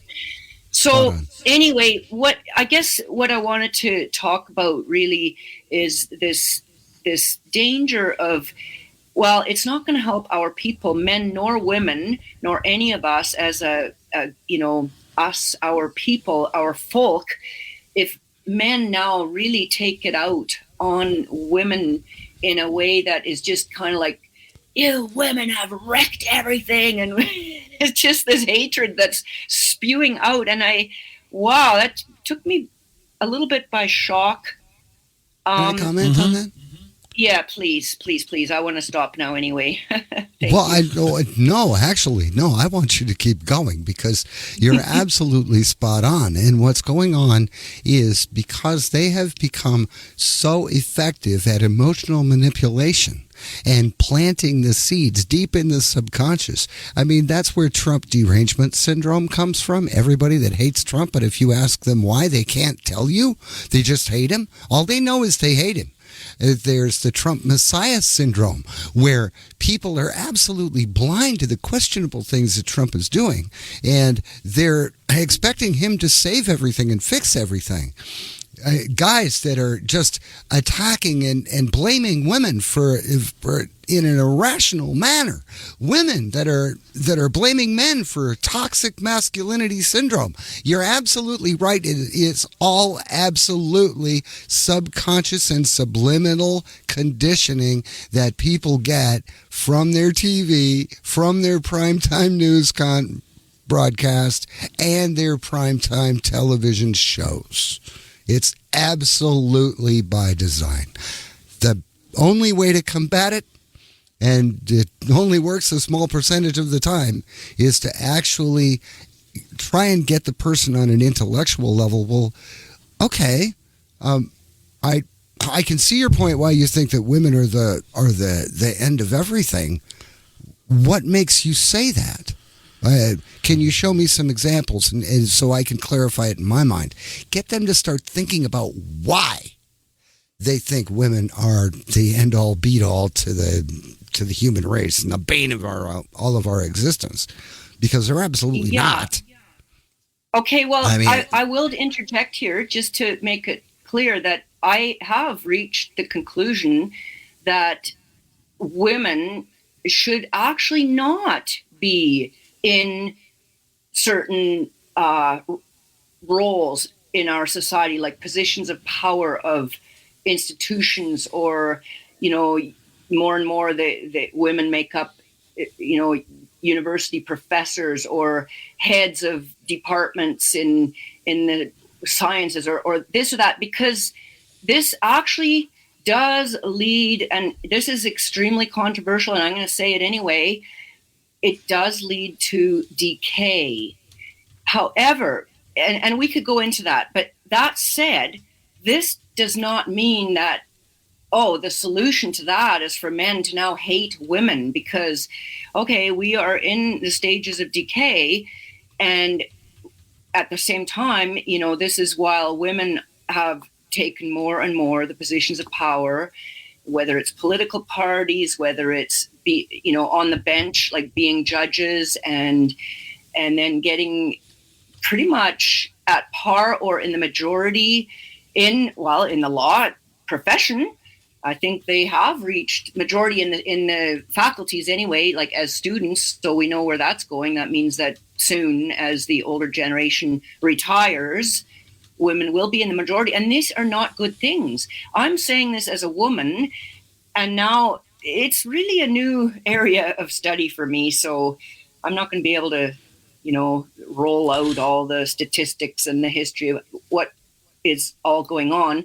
But I'm not a woman hater. I am a woman, but what I do see that we have a different role in our folk, and because of our nurturing role, we are more easily swayed into more leftist thinking and manipulatable by the hidden hand. Okay, those that we're not allowed to name lest we be called anti-Semitic. This is the hidden hand. They know this very well, right? Sorry, what did you say? Yes. Antiseptic. Okay. Antiseptic. Oh yes. Yeah, you don't want to be called. You don't want to be antiseptic if you. Can possibly. Exactly. if we name the perpetrators of all these movements, all these isms, feminism and all these other isms. Okay, so they are the ones that are bringing this about, and they also know. And like you said, I think that is the other Paul that spoke, right? That yes. Your excellent comments that. That this is such a psychological, manipulation. Yes. But it doesn't mean that we should just ignore the fact that as women do gain more and more in leadership positions of power, and whether it's political power or in universities or whatever, or other institutions, that's necessarily just fine. It isn't. And I'm just going to be so bold as to say that. So because I agree with you. Yeah. Okay. Great. I agree with you. The only way to combat the emotional outbursts and the irrational response is to try and focus that person on a logical discussion about why they feel that way. You may not be able to turn them or change their attitude, which I don't even know if you'd want to, but you can at least put some logic in front of that just cultish programming. But that being said, doesn't the Bible say that children will control you and women will be your oppressors, or was that the other way around? Oh, that's so interesting. And when we fall away from the sort of the basics, this is what, and in every sort of disintegrating civilizational situation, not all the time, but a common denominator or an event that seems to occur is the rising of the power of women and the arrival of alien races into positions of power within any civilized. They go almost together, and you can see it now. I think the other, as you were talking as well, Monika, I was just thinking across all men and all women, we've got different types. You do have the highly suggestible women, and we've got highly suggestible men who go along with the group agreement rapidly and are the first ones to succumb to the bombardment of the media. They want to get in. This safety in the crowd, this sense of comfort about being in with wherever the event is. I mean, you're talking about the 60s. These things were, absolutely manufactured. And we're trained to be like that. I mean, if you're not like that, you were basically a troublemaker, maybe large or small, at school. Certainly, maybe not overtly, but in your head you were. You weren't actually always going along with what you were being instructed to go along with. And that's a quality, of course, that power structures don't like. They want everybody to be doing that sort of thing. I think you've got women who are absolutely, if we look at it, and it's the same for men, you've got men that are ardent feminists, right? I have no idea. Whenever I meet people of that view, and the other end, you think you've not thought this through. You've got to look at the whole spectrum of what's really taking place. So you've got women that have really pushed it. Then you've got those that follow the women that really pushed it. These are the ones that end up often with very sad lives as they move through their life, because their natural bias is to go towards motherhood and be in a family situation because it's natural. It's also one of the most brilliant things that can happen to you in your life. It used to happen for most people, even not, at no point in history has it ever happened for all people, but predominantly, families were what made up the bulk of a civilization. So you've got radicals, like radical feminists or whatever words we want to use. You've got slightly passive ones that get drawn along into that. You've also got women to this day who are traditionalists. And of course, I warm to them more. Of course, this is supposed to be a terrible thing. And you've got men that are that, in terms of they look at the sort of the things that our forefathers did when things were being done at a much slower pace, and therefore, in my view, are more natural. We live in unnatural times because, and we don't tend to see this because, like fish being in water, you just don't notice it, certainly when you're young. But we live in this highly technocratic age. It wasn't as technocratic in the 60s as it is now, but it was there. TV had arrived. So, the bombardment of the conditioning of having to be in receipt of their story all the time, it's just taking place. And most people want to be in the main thing, and they don't want to swim against the tide. They don't like it. It means they're exposed out on the reef. But there's a few maniacs like us that do. We go, well, we can't go along with all this stuff because it's clearly not sound. It's not based on good principles. And it's happened so rapidly. It really has. It's over the last 100 years, hasn't it? And that's relatively rapid in human terms. You don't think about it, because most of us make 100 in. But it's been very, very quick. And so it's undermined some. So you've got people at different levels. I think there are traditionalist men have got allies in traditionalist women. That's what we need to beef up more. I've also noticed if you do any searches, say on YouTube, and not that I sit around watching these things, but if you start typing a few things in about this, you'll get all the sort of recommended videos. There's tons and tons of them coming up now, more frequently than there was, say, 5 or 6 years ago, about lots of women expressing themselves, or maybe it's just a search algorithm for me, saying, I've been had by this. This has not actually worked at all. And you're getting these sorts of confessions. I saw one the other week, a woman over here in her early 60s, without a man in her life. And she'd been an ardent feminist in the 60s or whatever, and had followed whoever, who's that? Germaine Greer, she's one. And who's that lady from America? I can't remember their names, but you'll know the names if they came up. There's a Jewish lady that was in charge of it in the States. And she said, I read everything, and she had all these intellectual books. Very bright lady, right? She'd been at Cambridge also, and she'd gone to a really good school when she was younger. So she'd had a privileged educational background. And she was, in this article, she was basically saying that she's looking back, seeing how she belittled men that she was in relationships with. And in due course, they all tired of that and left. And one of the things I noticed recently, just because you'd mentioned it to me the other day when we spoke, so I spent a little bit of time sort of looking at things over the past couple of days. Many of them are saying, where are all the men? None of the men want to go out dating anymore. And there's loads of this stuff about blokes going, it's just too much hard work. I'm fed up of this stuff, right? I do all this stuff and they don't want to. I'm sure you've got victim stories and victim mentality, and rightly justified on the female side as well. They're right to say that certain blokes are pigs. They are. I've met them, right? So they exist. But it's not one size fits all. It's the general tone of the whole thing. I came across this wonderful quote, which is quite old, but I thought it'd be worth reading. This is Samuel Johnson wrote all these letters and stuff. You might know about, heard of Samuel Johnson over here, right? This is from 1763. I don't want you to say that we don't go back into history for this. It's very short. He says this: nature has given women so much power that the law has very wisely given them little. Samuel Johnson in a letter to the Reverend Dr. John Taylor, 1763. And what that's alluding to is the sexual power that women have, particularly in the early stages of life, is considerable. It really is. They're in charge of that game. And men learn certain roles or ways to behave in relation to that. But this stuff is not working anymore. This is why, or it would appear so from many of these sort of video testimonials, that men are not even bothered about it. They've just had enough of this sort of demand upon them. Maybe this is only taking place in the cosmopolitan areas like London and New York and stuff like this, where it's much more concentrated. I'm sure probably out in the countryside, many people will still be behaving in a good way. But the whole thing has become literally, it's a bogus situation, but it does need to be corrected because, I think we mentioned it before. The best word, I think, to describe good relations between men and women is that we're supposed to complement one another. Yes.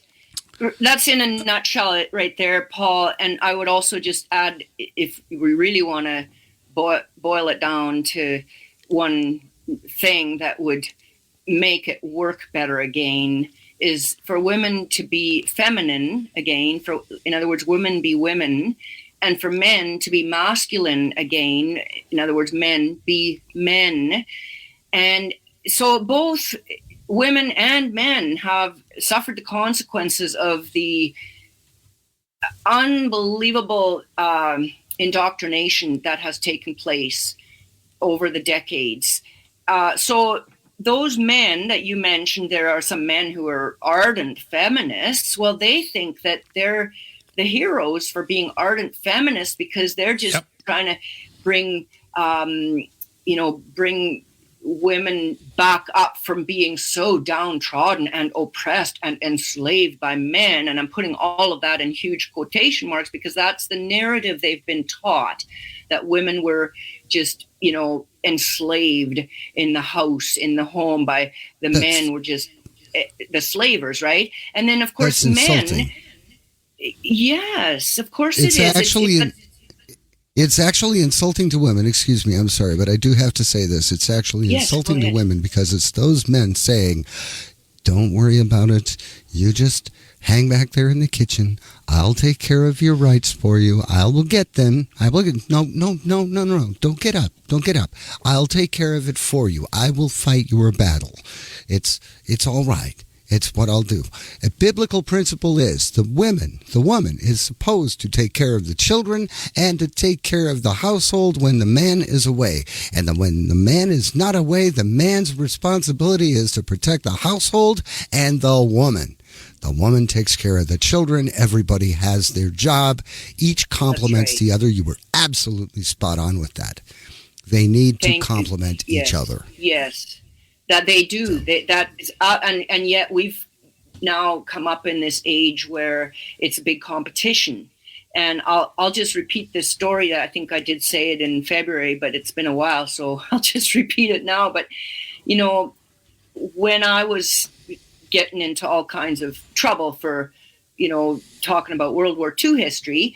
And we still had communications with family members, and sadly we don't have open communication with all these other family members anymore. But anyway, one of the next generation young man, at the time, I think he was in his late 20s, he said to me, gee, Monika, in an email, he wrote this on a family group email, and he said, gee, Monika, I'm so surprised that you have become this, that, and the other thing. He used all kinds of weaponized language, which I wasn't even going down those roads. I was just, at this point, talking about 9/11 and like I say, that other piece of history.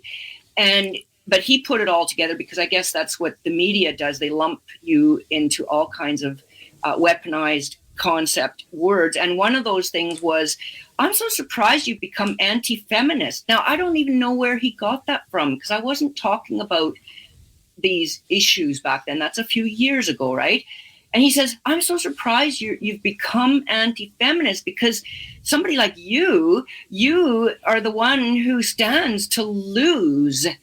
And I just thought, wow, he thinks it's one big competition between men and women. Yeah. I was I was blown away by that. So that's what he had learned through his indoctrination. I was going to say schooling, but really just the indoctrination. So he thought, I mean, that's the type of man who probably would call himself a feminist. I don't know. I haven't talked to him in years now, but from that comment, he obviously has a very strange picture of what men and women's roles are in society, but obviously to him it's a big competition. Nothing to do with that we complement each other, right?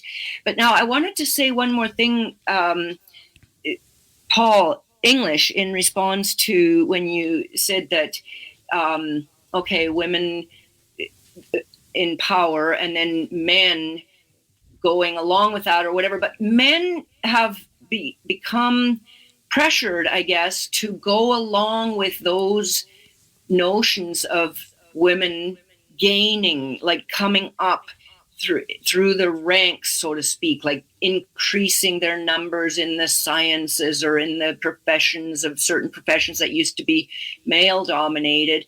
And so men are pressured, they're under a huge amount of pressure to kind of acquiesce to that, but also for them to become less masculine. They need to become less masculine in the way they talk, in the way in the policies that they might be forming. Let's say there's a board and the board has, 15 men and 3 women on it or whatever. Well, if those women speak up about something, the men on the board, they will be bringing themselves into a less masculine position to, I can't explain it very well, but to basically they feel that that's what they have to do. So the men become less masculine just in their role.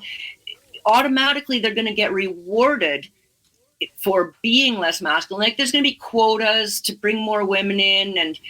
And I don't know.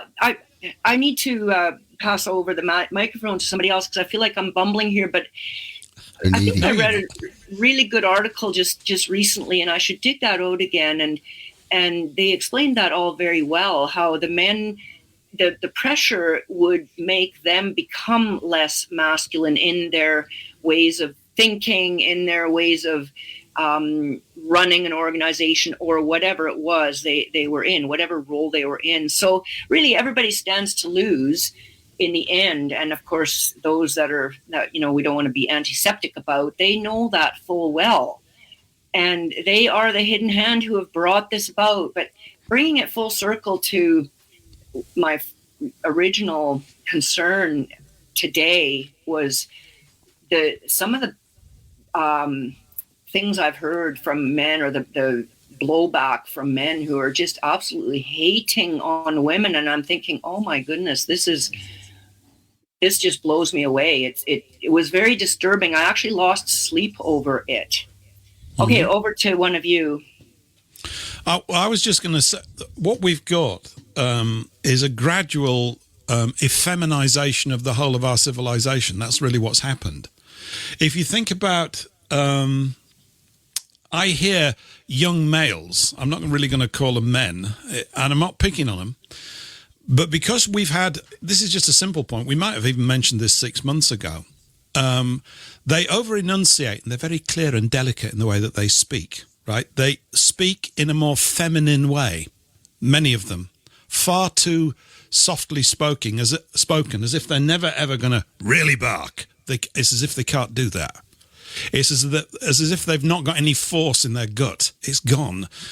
Something's getting too delicate about them. And if you think about the mass of talking heads in the news, there are so many women talking at men all day long that they're picking it up. It's like a mimicry. It's very subtle. Actually, I don't think it's that subtle at all. I see lots of young guys. They seem to have broken into sort of 2 camps. There's probably more than 2. But you've got these overly articulate ones who are trying to prove how sensitive they are about everything and that they care about everybody, which is ridiculously immature, right? As if that what they're implying is that if you're not like them, you don't care about everything. It's just such a shallow way of approaching it. there's all sorts of ways to care for a situation. Sometimes acquiescing is the right thing to do. There's not one set rule. Other times you have to lay down the law, just like your dad did with you when you were a kid and you were kicking the beetroot patch up. And he said, look, I've just planted those. I told you to not do that. You've got to stop. You need to learn these guidelines. And they're there for the overall benefit, in that case, of the family. We want to eat beetroot. I mean, I don't want to eat beetroot. I can't stand it, but you get the idea. And so we've got a lot of over-enunciating, very delicate males running around. And I think also the ones that declare themselves as feminists think that they're going to get a bird by doing that. But the sorts of men that women really want are not like that, in my view. They're not like that at all. They're still looking for actual males that can protect them. And they're right to look for that. They're absolutely right to look for it, because that really is our role. But women have got so uppity that the men don't want to protect them because they're not worth protecting when they're like that. I think another aspect of it is when they want to do everything and sort of be in charge and, metaphorically and literally wear the trousers, you rob the man of the opportunity to serve his wife or his girlfriend. You rob them of that role, and that's really dangerous, because then the bloke's thinking, what am I for? Am I decorous? Am I just decorative? What's the point of this? What am I actually doing? Will I actually grow in a relationship that's like this? And I've been around relationships where the women were too bossy, and I just find them completely repellent. I don't like it. It's not so much that the guy was massively masculine and was acquiescing. It's that it's something that had morphed over time. And I suppose the old archetype is the henpecked husband, that kind of thing. Well, it does take place. You also get the bullied wife as well to redress that. You absolutely do. I'm clear about that. Natural instincts. I don't want to interrupt. One little phrase. Natural instincts are completely thrown off by this feminist movement. They are. But carry on, please. You're doing that. This is everything. But you're still, saying. looking for a male that is strong and will protect the family and bear good children, good strong children, is still it's still welded into the genetic code of the woman. And no matter what society says, she is looking for a strong, confident man that will be a good father and a good provider. I agree. That is hardwired. But what is not hardwired is the soy and the foods and the feminism and the effeminate male and all the neutering that's been going on. It's absolutely ridiculous. And this is a great conversation, because this is basically the core of how they have destroyed the family and the societies globally as far as the traditional male and female roles. They've emasculated the men. They've empowered the women. And if you don't think they've empowered the women, just look at a Rosie the Riveter poster from World War II. I mean, the men were over there fighting, and Rosie the Riveter was there with her bulging biceps and saying, "We can do it." And that's what everybody was saying. This is a great conversation. I'm just loving this. Well, if we go back into ancient history, when a tribe was under pressure, the women would fight with the men as a last resort, because they'd have to, because there would be nothing left. But you also have a situation where, because women are physically weaker than the attacking males, if the tribe that attacks wins, they would, and I completely understand this, purely from a matter of survival, have to cleave to the protection of the invader. And they would go over to that side, right? Now, one of the things that they've done here and across all of our nations, by bringing in aliens, they're setting that up as the next stage of the destruction. We see loads of it here.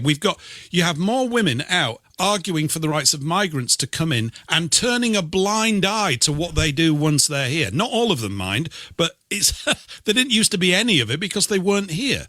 And this is why, if you go back to these basic laws of not having the alien live amongst you, you remove that one as well. So it's been a whole stage. They've attacked women or put ideas into their heads about how their lives are supposed to be.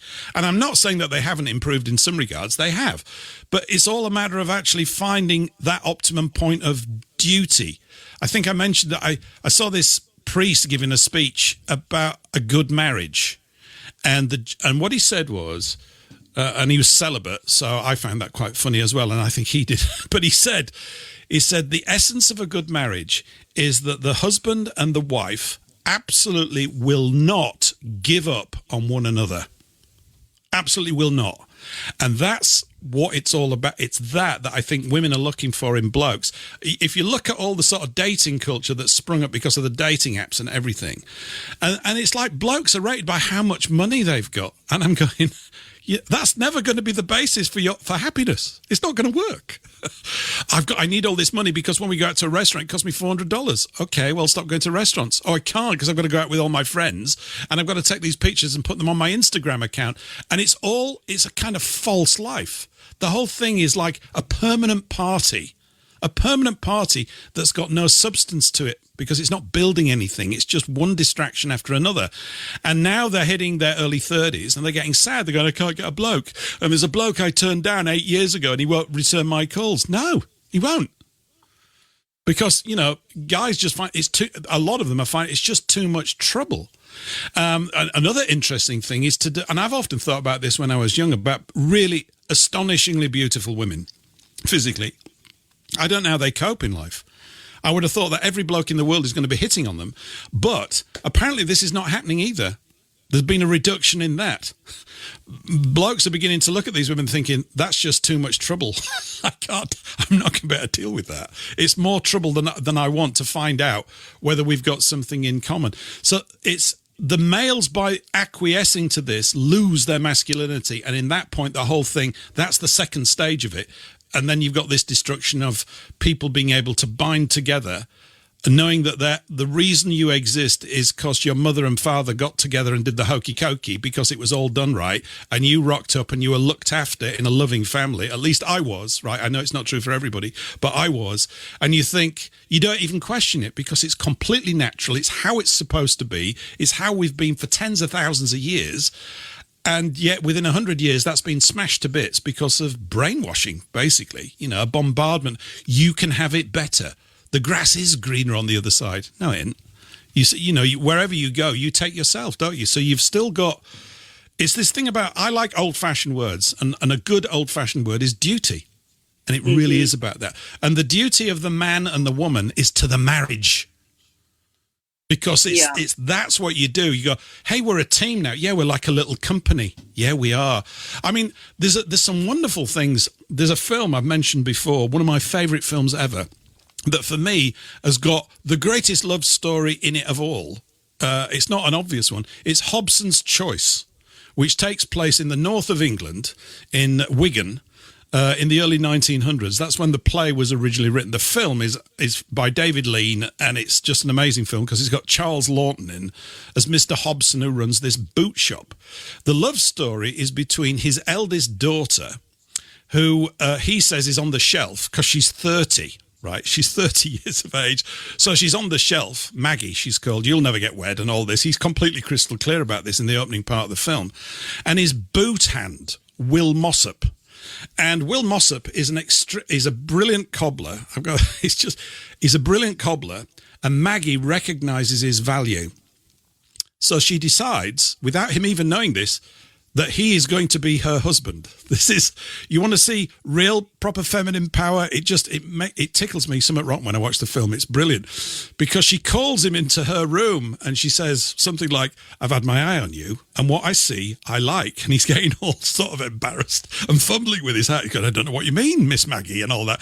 She said, you'll do for me. He said, what? He's sort of breath. She's just decided like that he's going to be her husband.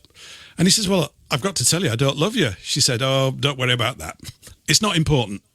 And I love that. It's actually, we never talked about that because I would imagine women are raised on romantic novels, or at least I saw that in all the girly magazines that were kicking around. Eric will know about this. I don't know, all these teenage girl magazines in the 60s and 70s about getting the latest skirts and dresses and how to attract a boy. And you've got to do this, all that kind of stuff, right? The boys are going, what jeans do I need to wear? Because, Debbie won't look at me, or whatever it is, all this kind of stuff. But in the olden days, that even this thing about arranged arranged marriages. I mean, maybe they all fell apart. I don't know. So I'm probably talking out my backside. But there is something really rather charming about it. You go, right, that's it. We've made our mind up. We're going to make it work. And when that decision is made, then something else can start to take a place. Not always. I accept that, right? There's not one size fits all here. I was watching something the other day. What was I watching? Some silly film. It wasn't actually that good. Excuse me. It wasn't that good, really. It was called With Honours, and it had made in the early 90s, and it's set in Harvard and this, that, and the other, and there's a street bum in it played by Joe Pesci, which is very interesting. But at one point, he turns to this Harvard student, and he says, the greatest thing, he said, do you know what the greatest thing in life is? He said, no, he says, is when a woman wants you. And I knew exactly what he means. Because the decision about this really does come from the woman. It does. If the woman doesn't decide on that, it won't happen. That's my experience personally. So if you have the qualities as a man that they're looking for, and you stick to your guns and you don't buckle and you don't go along with the agreement, I think women do find that attractive. That's just my take on it. I could be wrong. They don't want some sort of compliant wimp all over the place, but they've got to learn to deal with that. It's like, oh, he works, he didn't bring in enough money. Forget all that. It's not important. That will all sort itself out. My mum and dad said that. They said, she said, it'll be tough. You know, it could be tough with all these things. But if you really support one another, magic can happen. And it does. And it's happened for so many people in that way. And it's having that sort of faith in the whole old process of duty to one another. That's been robbed and taken out of our culture as well. If you look at people that raise big families, and they used to be huge over here, 17 people had like 22 children, of which 8 died in childbirth and things like this. You're thinking, bloody hell, things are different now. They really are. People say, I can't even afford to raise one child. But the whole purpose of life is to raise children. Otherwise, we wouldn't be here having this conversation if our parents had decided to not do that, would they? Exactly. So, remember that saying, behind every good man, there is a good woman. Just something you said a moment ago, a woman, like if the woman, what was it you were saying? That something about the man doing things, but if the women didn't support it, that wouldn't happen. But somehow that very nice saying got twisted and turned in the propaganda to mean that the woman is, again, oppressed. She's under him. But no, that's not how it is. So I like that. Behind every good man, there is a good woman. I think maybe we should think about that a little bit. Something else you said earlier about... Go ahead. I thought that was behind every good man is an amazed mother-in-law. That's too funny. But maybe I think it's a biggie, is that. I think it's really important because instead of, like, the idea of a woman moulding a man, if they do it right, not boss him around. But supporting. Like a supporting. Yeah. Many women, I think, would be amazed about what they can get out of men. But men have also become demoralized as well through this process. There's a sort of demoralization process. The women have all the cards sexually in that early stage of life. The life, when you're 24 and you think you're never going to die. Fantastic, that, isn't it? I'm trying to remember what that was like. But I do remember it. When you're just literally bouncing around full of beans and you think it's going to be like this forever. You don't realize that things are going to sort of change a bit in time when you're 24. It's just amazing. But the women have all the power. And so they are the ones that choose the males.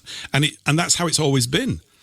And they like this role of behind every good man is a good woman, but it's in a supportive role, not in a domineering role, not in a I'm just going to tell you what to do role. No, it's a supportive role, building him up, build up his role as a masculine man, and not to knock him down.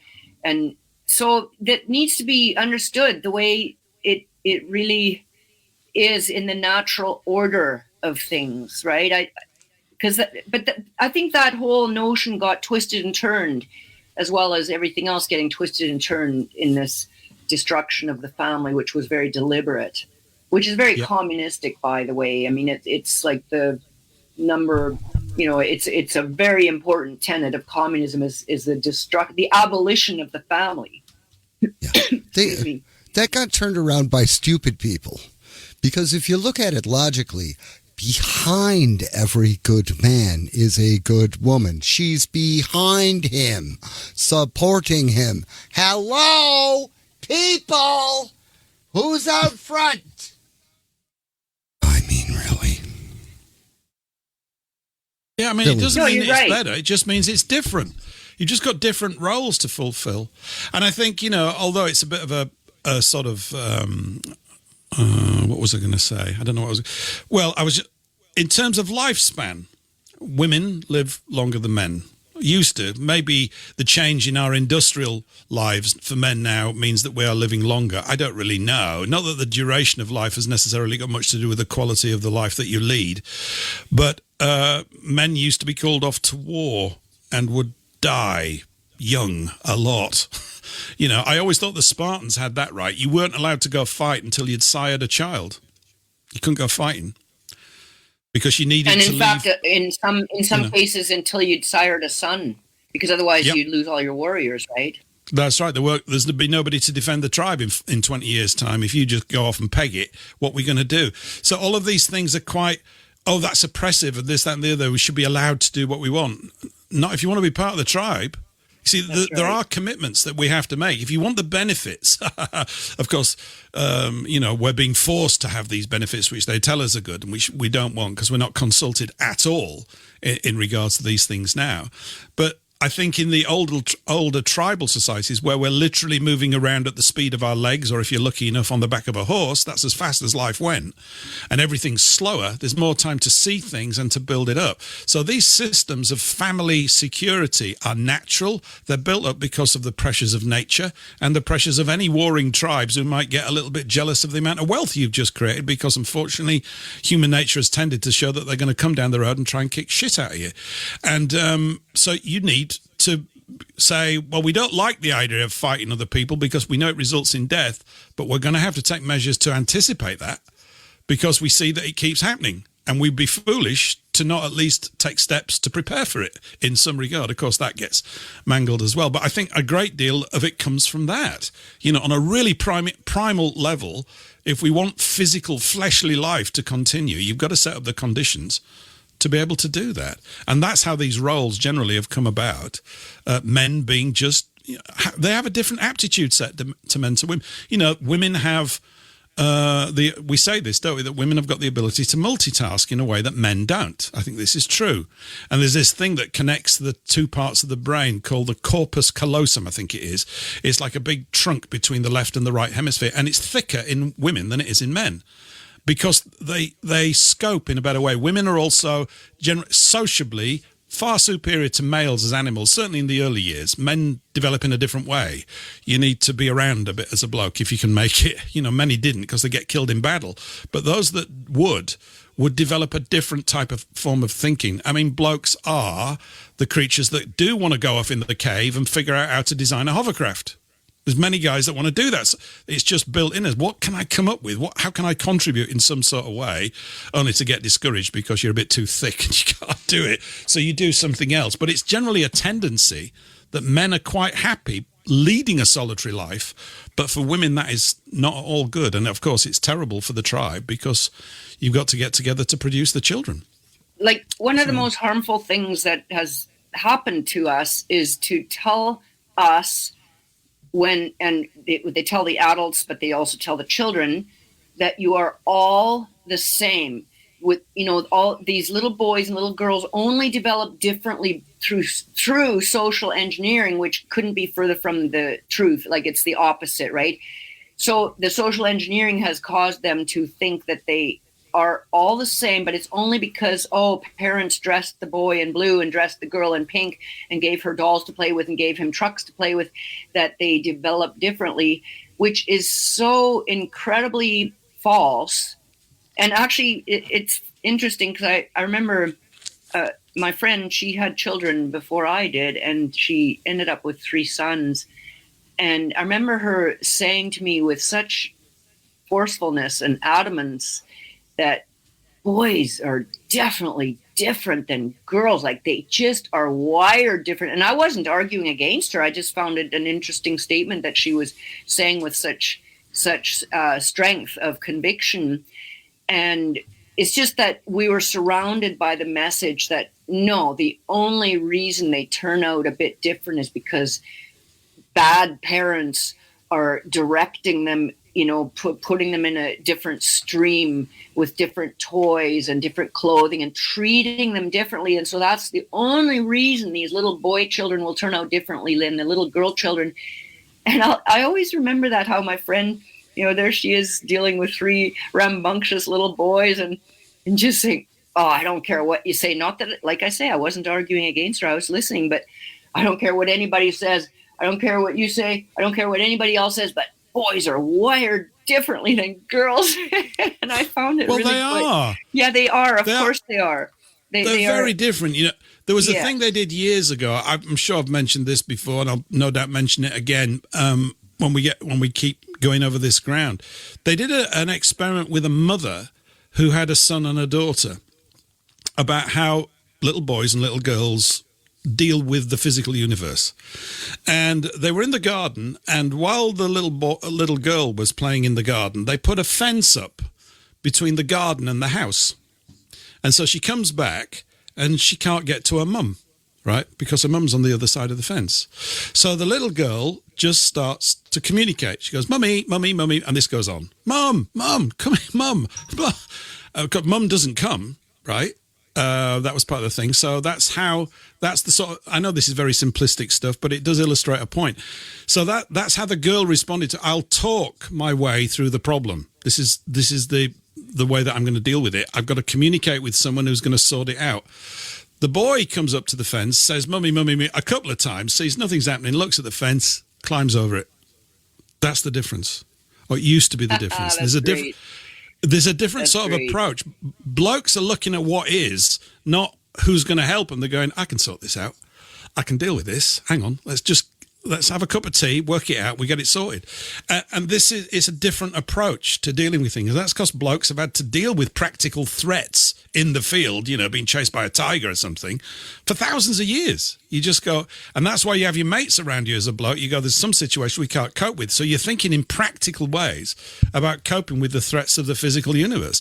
Women, of course, back in the hut are doing things differently. Anyway, we're just coming up to the end of our tour. We've got to say goodbye to our listeners on WBN 324.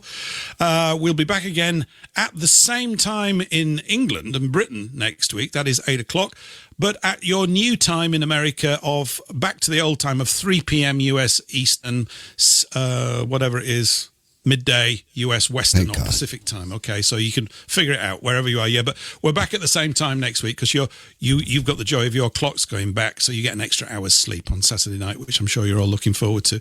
Anyway, I was mentioning a film earlier on, Hobson's Choice, which is about a cobbler, and I'm going to play a little song about a cobbler. We'll be back after this, and we'll see you all on WBN next week.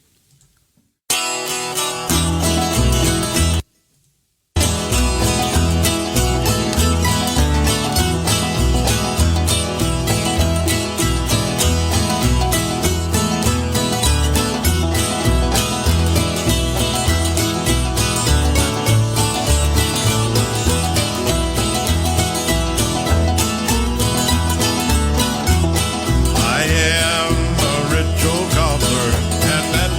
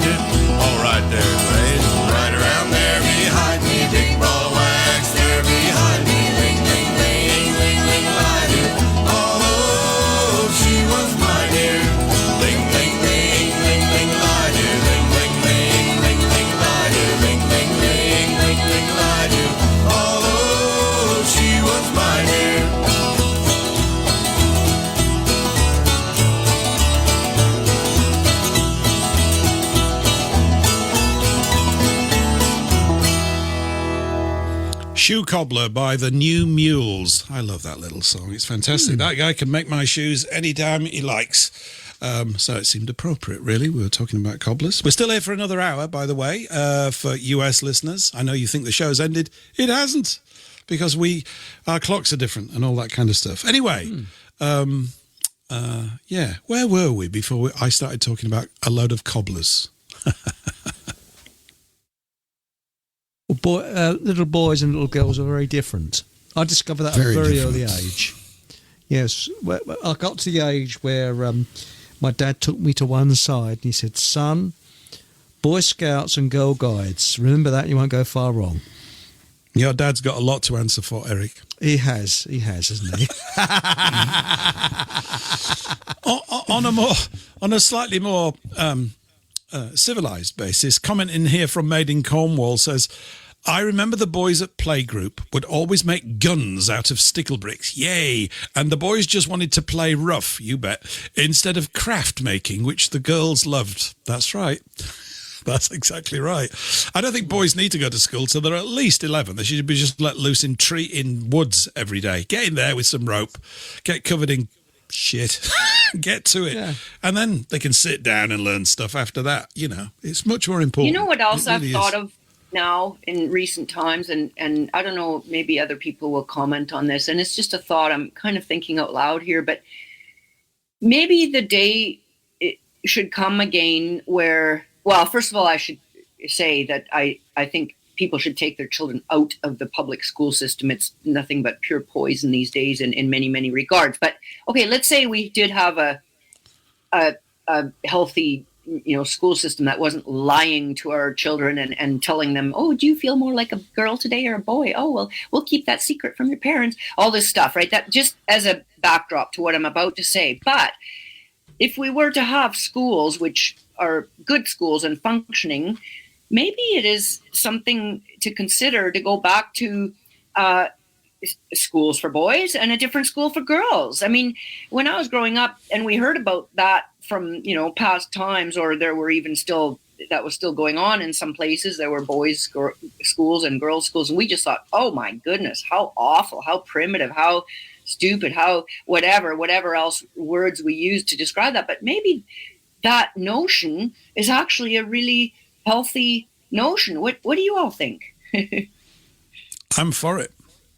I'm absolutely for that. I think I've mentioned it before. I mean, so I went to school. I bet it was similar for Eric over here. I went to school, infant school and junior school. Infant school was 5 to 7, and then junior school was 7 to 11, and girls were there. But they weren't of much interest because they were all craft making, and I was making machine guns and things like this. That's what we were doing. And then when we went to high school, 11 to 12 years of age through to 18, I went to an all-boys school. And I had a choice. I could have gone to a comprehensive, which was mixed. And my mum and dad said, "What do you want to do?" I said, "I don't want any of those girls around. I want a grammar school." So I went to an all-boys school. It's fantastic. And it creates that wonderful awkwardness. I did realize, because a couple of my friends went to the mixed school, and they seemed to be much more relaxed around girls at 14 and 15 than I was going to be until I was 20.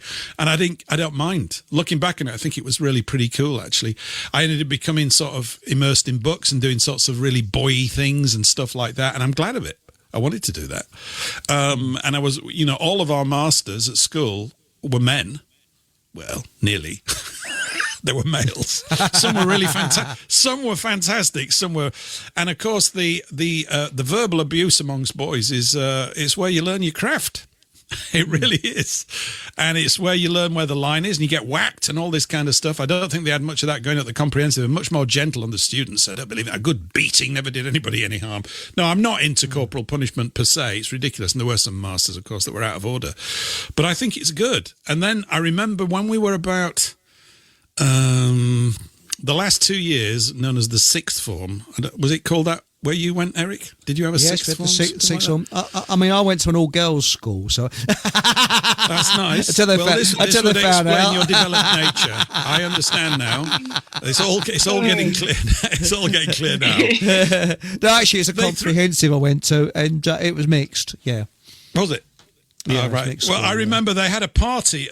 They had at the end of the very last year, there was sort of like the summer ball. It's more like an American, but it'd been going along a long time. I don't think it was sort of mimicked from America. It was just a thing that they did. And there was a corresponding all-girls school quite a few miles away, actually.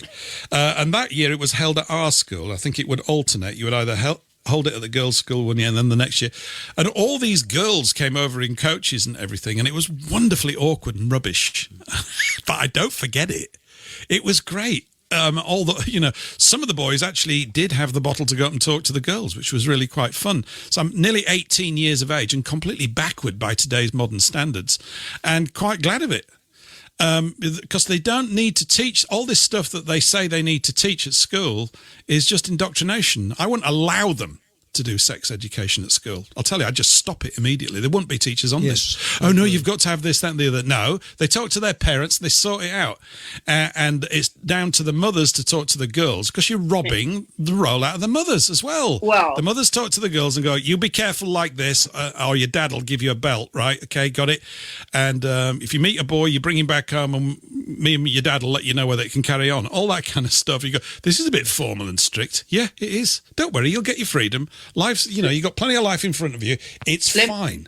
Now, I'll just comment about this thing that you call sex education. I would say it should be actually called porno pushing, and it's absolutely unbelievable. So in the name of in some jurisdictions they call it family health education.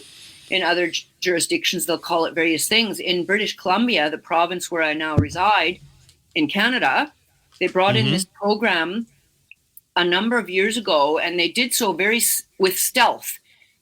People who were on school boards, like trustees, didn't even know about it until it was installed, and it was called SOGI 123. SOGI, SOGI. Can anybody guess what that stands for? I'll just tell you what it stands for. Sexual orientation and gender identity. And then the 123, I don't know what that was. But I'm telling you, this was just pure porno pushing and degeneration. This was in the name of, what you would call in what we might have called sex education, where you're just, perhaps in the beginning, they thought, well, it's just about the birds and the bees. That's that expression. I don't know if you have that over in England. It's just that expression for how life comes to be. But that's really something for a biology class. If to learn about the birds and the bees, metaphorically speaking, that's biology class. But these, in the name of sex education or family health, honestly, in some jurisdictions, that's what they called it. This is where they brought in this absolute, I can't even think of words strong enough to describe what they did. It's pure poison, mental poison. And, once the children see something, they cannot unsee it. That's a really important concept. And children's brains are still developing. They should not be even exposed to some of the stuff. Actually, adults shouldn't even be exposed to some of the stuff they were bringing to the children younger and younger and younger. But the point is that children being exposed to this, that actually changes their brain wiring. It changes them. And this cannot be 100% agree. Undone. So it is a huge harm. And that's why I say people should take their children out of school, out of the public school system, until we get this sorted out. And, anyway, I'll pass it over. Something that's rather shocks me is how the women's or girls' role has changed, where they are openly proud of how many partners they've had. Oh, that is horrible. Oh, I've seen some of that lately. This is, what's it called? There's a program, like a website or something, and it started out as a very benign business, and then this guy lost it, and it was sold to somebody who's of that tribe, the unmentionables, and it turned into this site where women were competing to sleep with, in quotation marks, as many men as they could in a single day. Yeah. Well, it's shocking. I heard a couple of girls. It's damaging. It's really dangerous. It's very damaging, that culture. Well, sorry, Eric. Sorry, that's okay. I mean, what I was going to say is a couple of girls, and they were sort of saying, "Oh yeah, I packed him up. I don't know if I've missed the sex though. I'm thinking of just finding someone for a one night stand. Yeah, I'm thinking of doing that. I think, and it was just sort of, and I found that you find that all the way around. That once upon a time where women were rather, shall we say, respectful, now they act like alley cats. They're just the same as alley cats. And I know who is responsible for it, but which we can't really go into. But the thing is that it is, well, I think that's why there's so many divorces, because... Well, people have got unrealistic expectations when it comes to doing the hokey cokey between the sheets. They just do. Precisely. Because it's I mean, it's they just do, and it becomes the be all and end all of everything.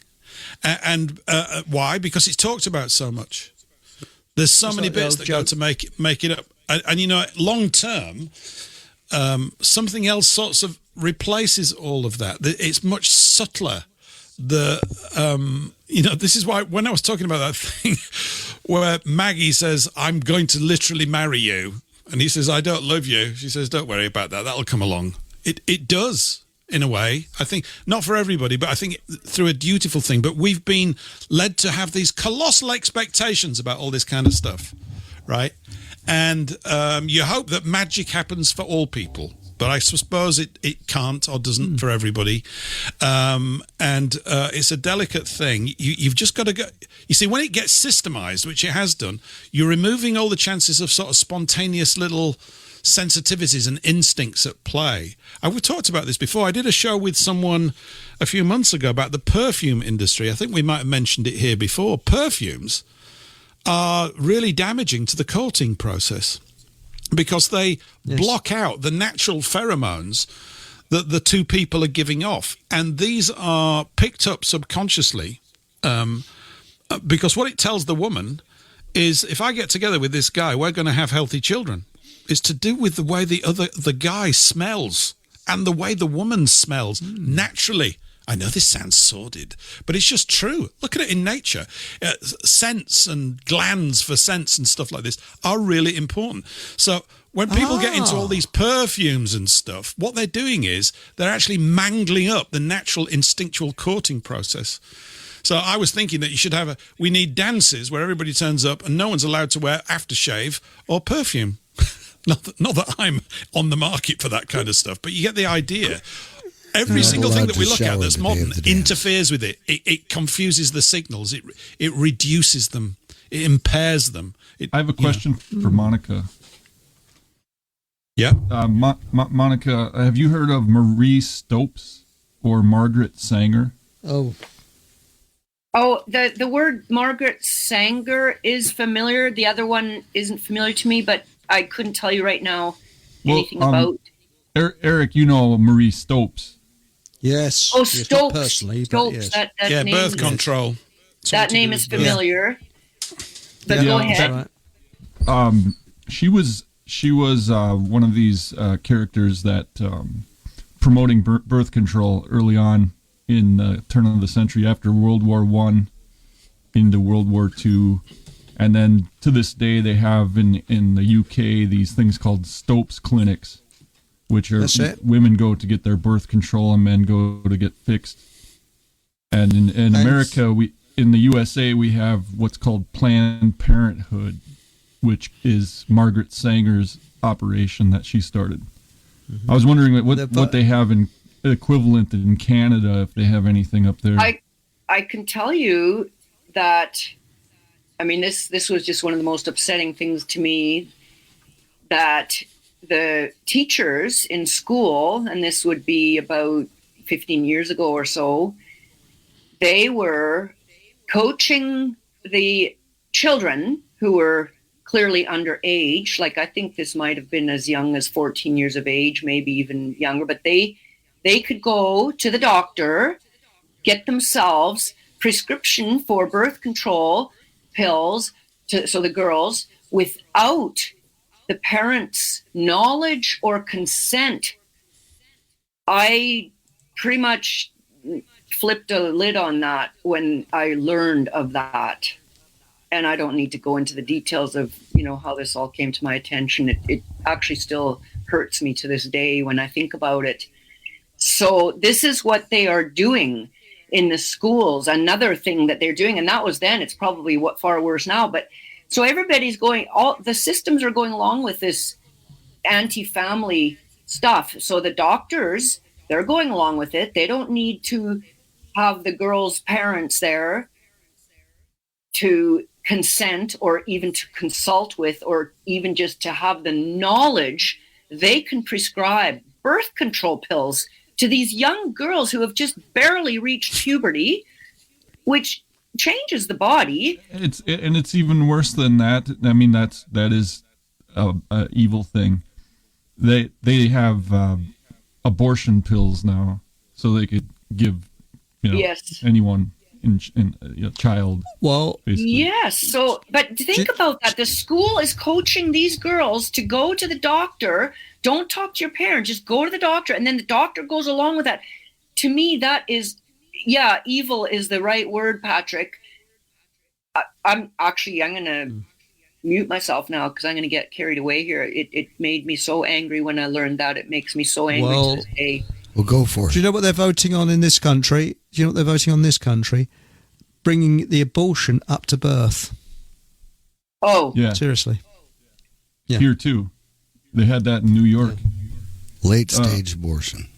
I had been. I watched recently a documentary about Marie Stopes and her involvement, because I wanted to learn more about her relationship with her husband, who was part of the Avro Corporation that made the Lancaster bombers during World War II, that bombed Dresden and all the other places, Hamburg.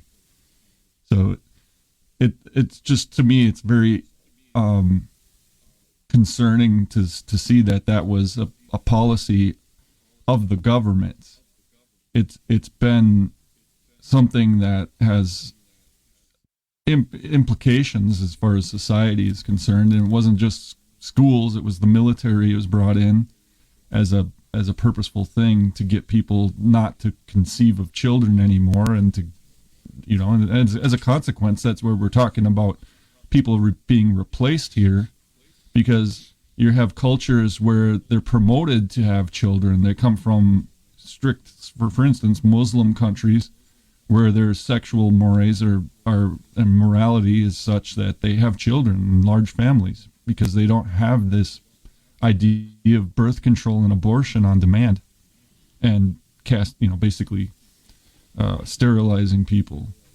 So this has been a long-term project over the years, and it's malicious as all get out. And I just think it's very interesting that they were using the excuse in Germany of Hitler euthanizing people and that sort of thing. And yet at the same time, the people who were bombing Germany, the wife of the guy that that ran that corporation was the one promoting the Brits to basically follow a eugenics program to wipe themselves out. And to this day, they have these clinics in honor of that woman who was promoting it. She had written some book and became popular. It was called Married Love, and it was all about how married couples should promote birth control in their relationship, which was taboo in the teens and 20s when it came out. It caused a scandal, but you think of what society is like now, it's just like peanuts compared to what's going on. So anyway, I just thought I'd bring that up because... Thank you, Patrick. Something terrible. You said there. So back then, well, you talk about the other cultures. They don't have these pressures towards less children. They promote lots of children. Think about what else they did to our people back in the 60s and 70s. They were telling us there's too many people on Earth, so they weaponized our we have concern about the environment. We love to take care of things. Our people do. In general, that's our empathy, which is also, it goes over into the natural world. And then we're also very trusting. That makes us quite gullible to believe lies. But then, Paul Ehrlich comes out with that book called The Population Bomb. And that really scared us. And so many in our generation chose to have less children, to have smaller families. And then you fast forward a couple of decades and they say, oh, the demographic curve, that we need more workers. We don't have enough workers. And so that was the beginnings of opening the floodgates to the third world. Yep. And we're just being interfered with. I mean, the idea of Mary Stopes and these things coming along in the 20s, if you step back from it, we've just had the slaughter of World War I. So the population's vastly diminished, and then there's this push to reduce it even further. Whereas, in fact, the natural instinct would be for it to recover in some way. But by now, we've also got the mainstream press bombarding people's heads, convincing us of things that we can't actually know whether they're true or not. I mean, most of the world that we live in, courtesy of the media, is unknowable, isn't it? I can't go out and measure these things that they say. I've got a certain picture that's formed in great part by what's being projected into my head or what I choose to read. It's why I prefer the older stuff, because I think with the distance of time, you can see it a bit more clearly. What's going on right now, it's often a case of you can't see the wood for the trees. And they're in charge of the trees all the time and creating these confusing pictures.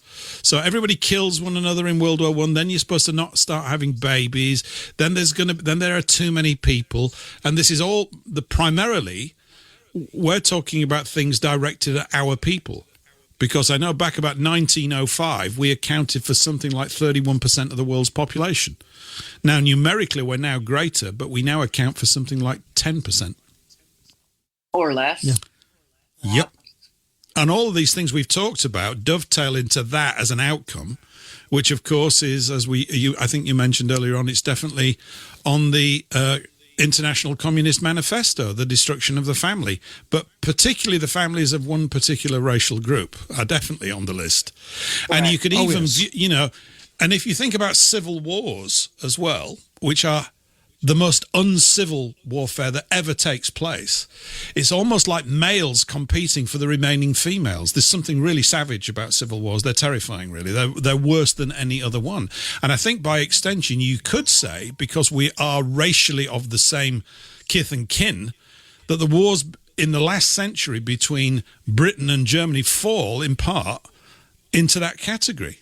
I mean, There's a level of savagery there that's just off the charts. It's ridiculous. It's not about actually achieving a result militarily. It's about, as you well know, and as Churchill said, it's about the utter sort of genocide of the Germans in that case. That's what they were into. Not that, Churchill's anybody. What do they call it? Fratricidal wars or brother wars? Yeah, brother wars. Yeah. Like absolutely in Ukraine with Russians fighting Russians. Mm-hmm. That's right. That's right. I spoke to. Go ahead. Well, no, very quickly. I was going to say I spoke to a veteran who was in the Wehrmacht during the World War II, and he said we just couldn't understand it. He said it's brother fighting brother. He said we just couldn't understand why Britain was fighting us. Yeah. He just, and he was right.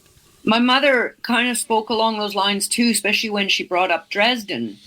She always just went really sad and melancholy, and she would say, why Dresden? Because she would then bring up that there was no military there and it was stuffed to the hilt with German refugees, women and children and whatnot. And she would always say, why Dresden? She just couldn't understand it. But you see, what they didn't understand is who was behind this brothers' war. I think they didn't want Germany and Russia creating peace between those two countries. Because it was a competition of labor from the Brits and the Americans and the people in the West, not to the benefit of the majority of people, but for the banking groups. It behooved them to keep all of these groups from communicating with each other and having any sort of solidarity, fraternity, whatever you want to call it. Because it behooves them to keep us fighting each other to keep. It's like psychological warfare is preventing two subjugated groups from communicating with each other. That's the whole point. They create all of these distractions to get us to sit and quarrel and quibble with each other so that they can do what they're doing without notice. And we might as well say why, following on from what Monika just said, why Dresden? Why Nagasaki and Hiroshima? The answer is because they were the two highest populations of Christians in Japan. Most Christians were in Nagasaki and Hiroshima. That's a fact. And it virtually wiped Christianity out of Japan when they bombed this it. thread is all up and down the line for the last 2,000-3,000 years. When you see it, it's there. Mm-hmm. But I mean, definitely the attack on women, or using that as the front, is the thing that's brought our civilization low. It's a major part of the whole thing. It's difficult for me to think that women have been empowered. I remember seeing this little meme ages ago. There's two women talking on the phone, one of these one picture things. And this woman, the first one's saying, I went to university, I got a degree, I'm a scientist. And the other one said, I didn't go to university, I got married, I had 3 sons, and they're all scientists. And I really liked the point of that. That's nice. Yeah. And I think, I know it doesn't happen for all women, but I'd like to think it should happen for the majority, that they get in the family way. Who am I? I mean, I can't lead somebody else's life, but I just look at that and think that that's healthy. And I think as long as the predominant mass of a tribe are involved in family life, that's the basis of civilized life. Nothing else could be, because we're about to have a technocratically organized, totally uncivilized existence if these buggers get their way, because they've got all their electronic circuits. They're like kids that have gone nuts with Meccano sets and just think we can solve everything through science, whereas science is really, at best, only addressing half of the issues of life, and it's probably not even that, to be quite honest. Sorry. I just say one other thought on this whole thing about women and men. And one of the things that I like to say to encourage people, if we're talking about these things and it's kind of like, oh boy, it's really bad, isn't it? But I like to encourage people that, okay, if you're young, get in the family way. Like, that's a good thing to do. Get married. But it was I'm still in communication with this fellow, but it came at me quite with hostility. He said, oh, you just told men to get married. I don't think I said just men to get married. Obviously, it takes 2. So young people to get married and have children, that would be of our race, our people. Like, don't miscegenate and marry your own, and, birds of a feather flock together, and encourage that rather than, what a lot of young people, they feel very discouraged and they think, oh, it's, like you said earlier, Paul, oh, I can't afford to have, excuse me, like, that's what life is about, is to procreate, isn't it? But anyway, I still can't figure that out, the hostility that came at me from that statement to encourage people to get married. I'm going to get to the bottom of this, and maybe on the next round next month I'll have an answer to that one. But what could it be that why this? I don't know. This person took offense. He's a leader of men's groups and this and that, but boy, the hostility that came at me for just saying get married, like, wow, I don't know. Can anybody? I don't know if there's something to comment on that. Well, difficult. But when people's ideologies are attacked, they can sometimes go berserk. So it sounds to me like his ideology is, how could you possibly oppose feminism? The whole world. Sorry, you misunderstood.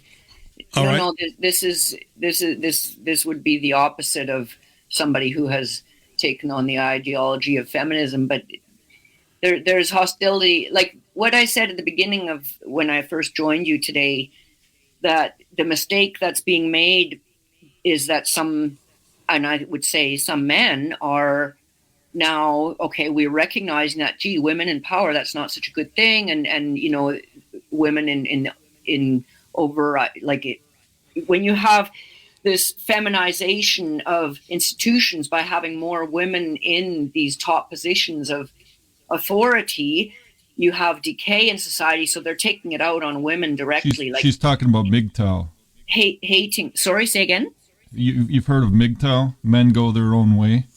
Oh, okay. I've never heard that expression. It's an acronym. Men go their own way. So the society is such that the imbalance has been that feminism has created this environment for men where men just become incels and forget women and just become complete misogynists and turn inward. Okay, that would fit. That would fit the bill. Thank you for chiming in on that, Patrick. I've heard of the term incel, involuntary celibate, I guess that stands for, right? Yeah, this would be kind of like, wow, they'd say it's voluntary, but MGTOW, I've heard this term, and it's men go their own way because women and feminism has been such that it's just, like, what's the point? Right. So then there's a hatred on women. And that's certainly not going to help us get out of the predicament we're in. Whether, either both ways, like women hating on men, which is what the feminist movement basically, made us do, like what you used that term earlier, one of you did, there's toxic masculinity. Holy camole, if people are talking about, oh, that's just toxic masculinity, well, that's hating on men being masculine. That's this whole paradigm that masculinity is evil and awful, so that's hating on men. And now if this MGTOW that you talk about, that's basically, I would say, well, it's a giving up on women, but I'd say it's also hating on women. Well, that's not going to solve our predicament at all, this type of thing. So it isn't at all. It also makes men effeminate because it's like the desire of man is to be with a woman and vice versa. Right. And procreate. I mean, that's part of God's plan when he said, go forth and multiply in the beginning. So it's social engineering too on the part of the people that are planning this, because they don't want people procreating and having families, strong families that can then pass on inheritance to their children.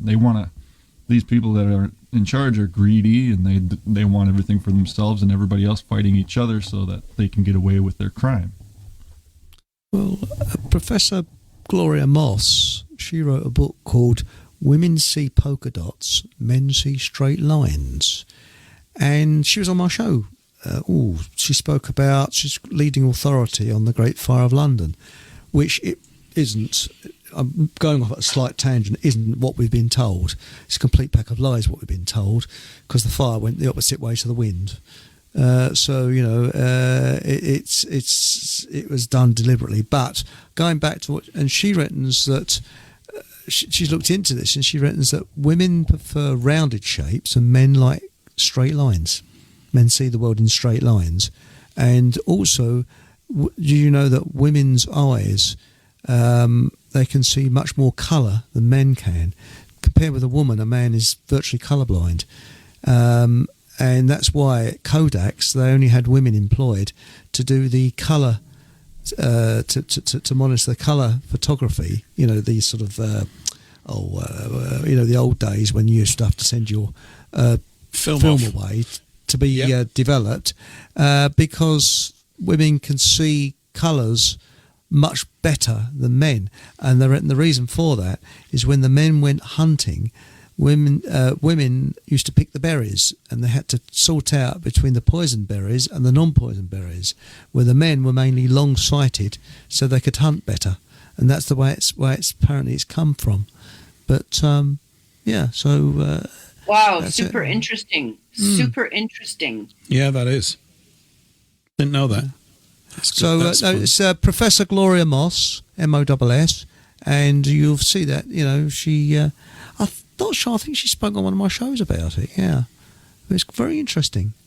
I once read a book by a fellow who really got good with horses. I think it was called The Horse Whisperer or something like that. But he was colorblind, and he said that in retrospect, why did he have all these special abilities to be able to communicate with horses, like with body language? I'm not talking with words, but it's because when he was observing horses in the wild, and he had opportunity to do so where he was, I don't remember where he was, but there were wild horses around there, and he spent oodles of time observing them, and his colorblindness actually gave him greater ability to read them, like to read their movements, to read their own internal communications with one another. Something about the shading of light and dark rather than colors gave him that ability. That I just found that fascinating. And if you look at black and white photography, there's something special about it,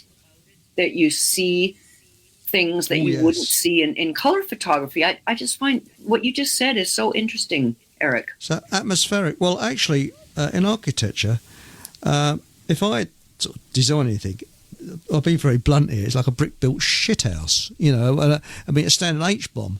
And I teamed up with a female architect, and I designed the structure, and she did all the frilly bits on the outside.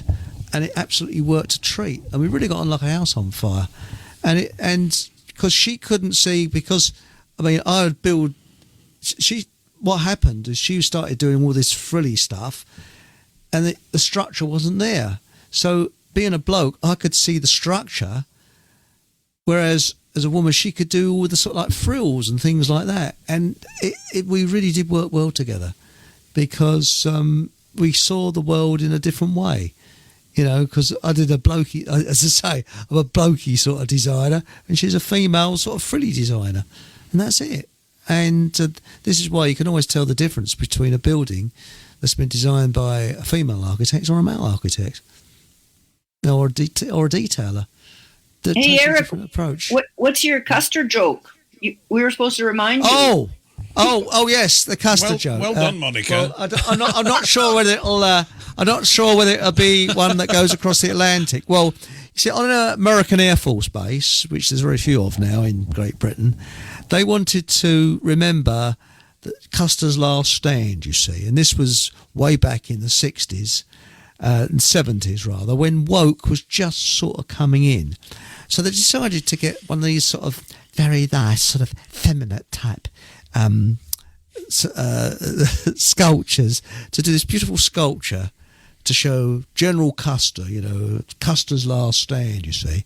Anyway, they had this bloke's bashing away for ages, and they got this, it comes to the day of the great unveiling, and they got the old generals standing there all saluting as the planes flying over, blokes marching past, and it comes to the point where they're giving a speech. And he said, okay, he says, now I can't do an American accent very well. We're now come to a point of unveiling, and Custer's, what a brave man, his last stand. And they pulled a sheet down, and they all go, oh! And at the top of this sculpture, there's God, and then there's a load of fish underneath God, and then there's Indians having sex, all different, like the Kama Sutra, all around the bottom. They're, quick, cover it up. What the hell's all this? And the sculptor said, what's wrong? He said, it's Custer's last stand. He said, yeah, it's his last words.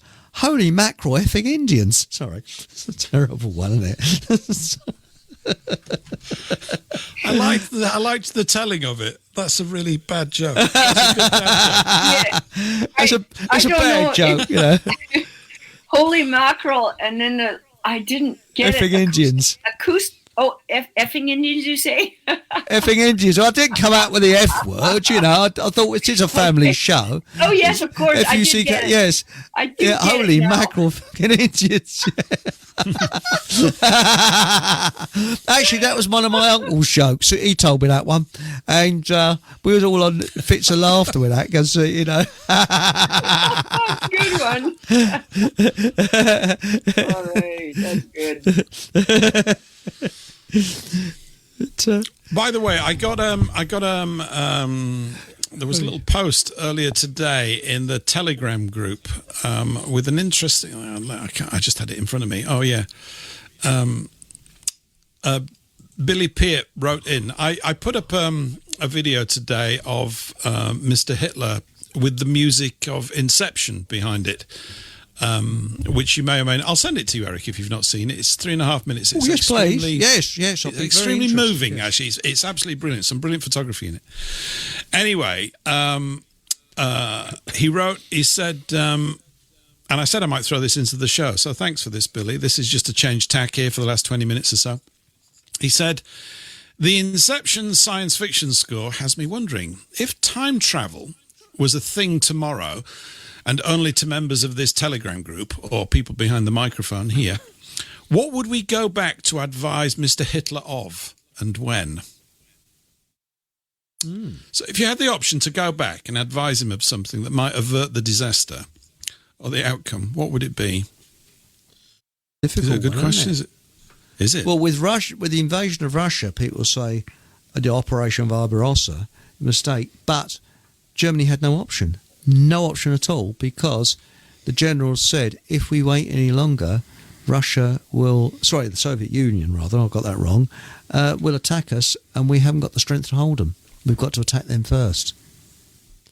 And what happened is Hitler had dysentery, seriously, and there was rain. But it's serious. Dysentery is serious, yes. And there was rain, which they couldn't run tanks through. So they went late, and they went 2 months late, and that was the problem. Because they went late, they caught the Russian winter. If they'd gone early, what was planned, they'd have cracked it. They'd have done it. So So that's what you would say. Don't go. That's the one that you'd go. Don't do it now. Wait until well, the next trouble year. is, It might be, yes. I don't know about that, but yeah, I can see why. But then Russia would have taken them over. That's the problem. That is the problem. Russia would have attacked. In the rest of Europe. I keep saying Russia. I mean Soviet Union. It wasn't Russia. Then it's Soviet Union. Terribly sorry. Yes. It's difficult to know, isn't it? Hindsight's a great thing, but it's a good question. It's kind of thought-provoking. I thought, this is going to sound awfully traitorous of me, but the thing that jumped into mind is, don't let them get away at Dunkirk like you just did. That would have stopped everything. There's 390,000 said, you don't kill them, but you don't let them get away. Of course, they could have brought them into camps and educated them. And probably found even more sympathisers. I don't know. There's probably something even better than that. But it's difficult to say, isn't it? By the way, there's been a development in that sphere yesterday in Germany. Where is it now? I've got the little post somewhere. Click. Here we go. So this was October the 29th, I think it was. Oh, no, it's today. It's earlier today. How about this? Germany pledges $1 billion for 200,000 Holocaust survivors. October the 30th, 9:50 a.m. today. How many? How many thousand? 200,000, apparently. Germany has agreed to provide more than $1 billion in new funding to support Holocaust survivors worldwide, helping many continue to live independently in their own homes. There you go. This thing just will not end. It will never ever end. They're in their 80s and 90s, but they'll need more money to be able to live into their hundreds and 120s. This is very important stuff. It's just nuts.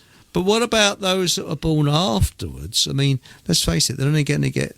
They're just... What it is that if you was born, say, 30 years afterwards, will you get compensation for it as well? Because, it's just a conspiracy that they're born 30 years afterwards. Generational trauma.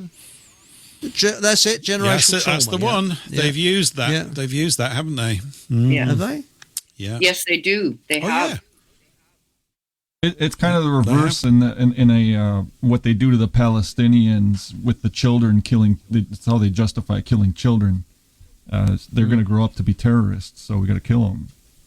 It's kind of the reverse traumatized as well. Yeah, but you think of the post-traumatic stress disorder on those poor children. I mean, you don't know what hell they're going to be going through in their minds. We'll never know. But they're going.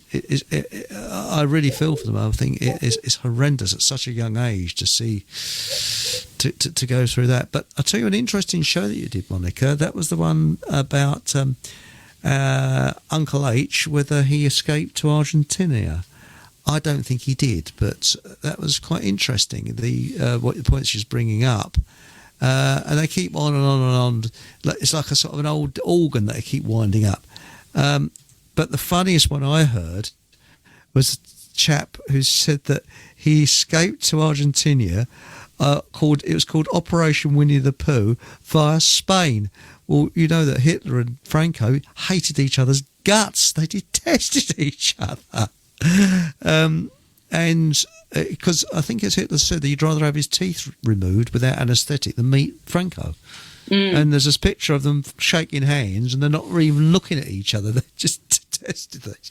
But no, I mean, I think Mark Felton, I don't know if you've ever heard of him, he does suffer from acute naughty Nazi syndrome.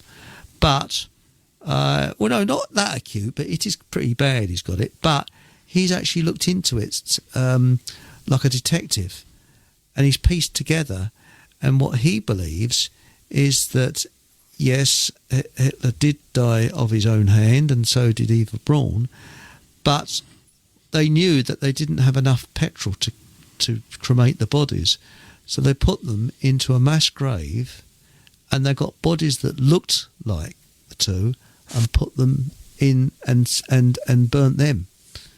And that's what he believes happens. He says there's a lot of evidence for that. Wonder what your thoughts are. I mean, we'll never know, but what's your thoughts on that, Monika? Well, I'd rather comment on this whole resurgence of this theory that Adolf Hitler went to Argentina. And I think it's not coincidental that this has been pushed harder in recent years. And I think the reason for that being pushed is because this man who has been so demonized is making a comeback in terms of how the people are regarding him now. There are many people who are no longer regarding him as the worst man that ever walked the face of this earth, and they are starting to discover that they have been lied to about him. And so those who wish to push him back down are very active in pushing various narratives, even within the so-called truth movement, so that, people are fighting each other within the truth movement, people who are cognizant of the big lie about World War II, but they're still arguing about what did this man do?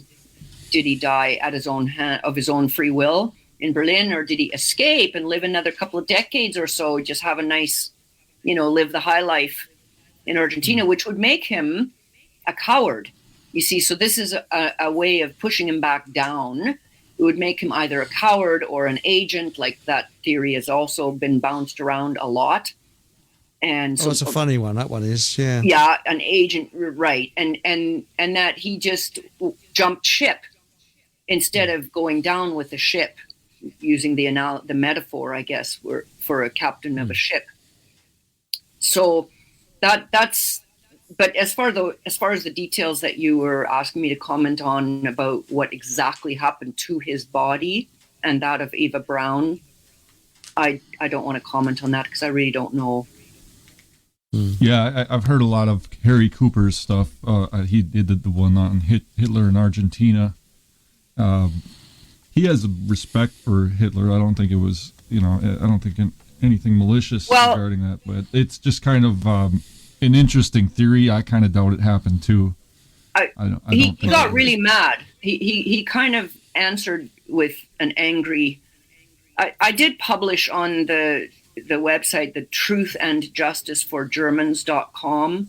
I published a little exchange that we had, an email exchange, so you can see his attitude towards. Did you talk to Harry Cooper? Is that who? Well, through email. Okay. We emailed directly. I've never talked to him myself. I don't know. Yeah. So I know Blackbird 9 had him on once. Oh, okay. I didn't know that. I should look for that. But anyway, check out that article. If you go to truthandjusticeforgermans.com, and it's one of the more recent articles. Maybe it's even the most recent article. I don't publish very many articles there. So anyway, I did publish that little exchange we had, plus a link to a video that doesn't do a lot of explaining about, this controversy and the myth of it.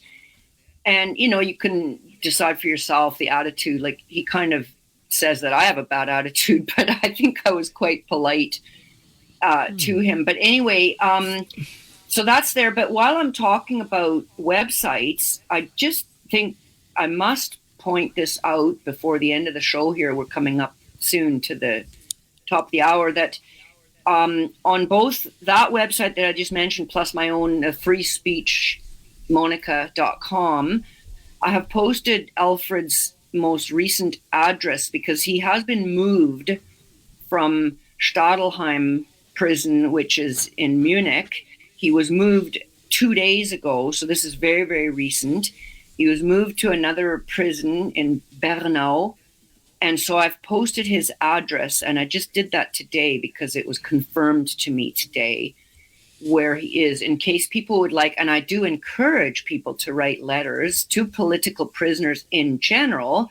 But of course, I would encourage you to write letters or cards, postcards. It doesn't need to be anything big and profound and long or anything. It just could be a nice, friendly greeting to Alfred Schaefer, my brother. You could go to either of those two websites and find his current address where he is. And so that I did want to make sure I got that in before the end of the show. So thank you for that opportunity. He's back in jail again. He is, and he was jailed on. Yeah, I guess you know what? I guess the last time we were on this show, that wasn't the case yet. It was October 7th. That's it. Yeah, as soon as I've heard of it, I didn't know he's back in jail. I'm so sorry to hear that, Monika. My heart dropped. Yeah, thank you, Eric. Read the article on my freespeechmonica.com website. Yeah, he was picked up and put in jail. He's in jail on remand. Like this, they haven't put him on trial now for all these new charges that they made against him. Just a stack of charges. And so this could take a while, because by the time they start a trial, and then by the time they have a trial, then it gets appealed. The thing is, and not necessarily by him, but the prosecution side, they just always want more time in jail. And so they arrested him because they say, oh, there's just so much against him that he'll run away. Well, he's never made any hint of a sign of running away. He is at home in Germany, happily married there, and was, going about life. Thank you very much. Doing a lot of work out in the garden and getting the winter wood up and stuff that, he was doing. So, okay, yeah, he talks on podcasts too and on videos, and they don't like his words. And so that's what they picked him up for. Monika, yes. Have you heard of Mr. Bond?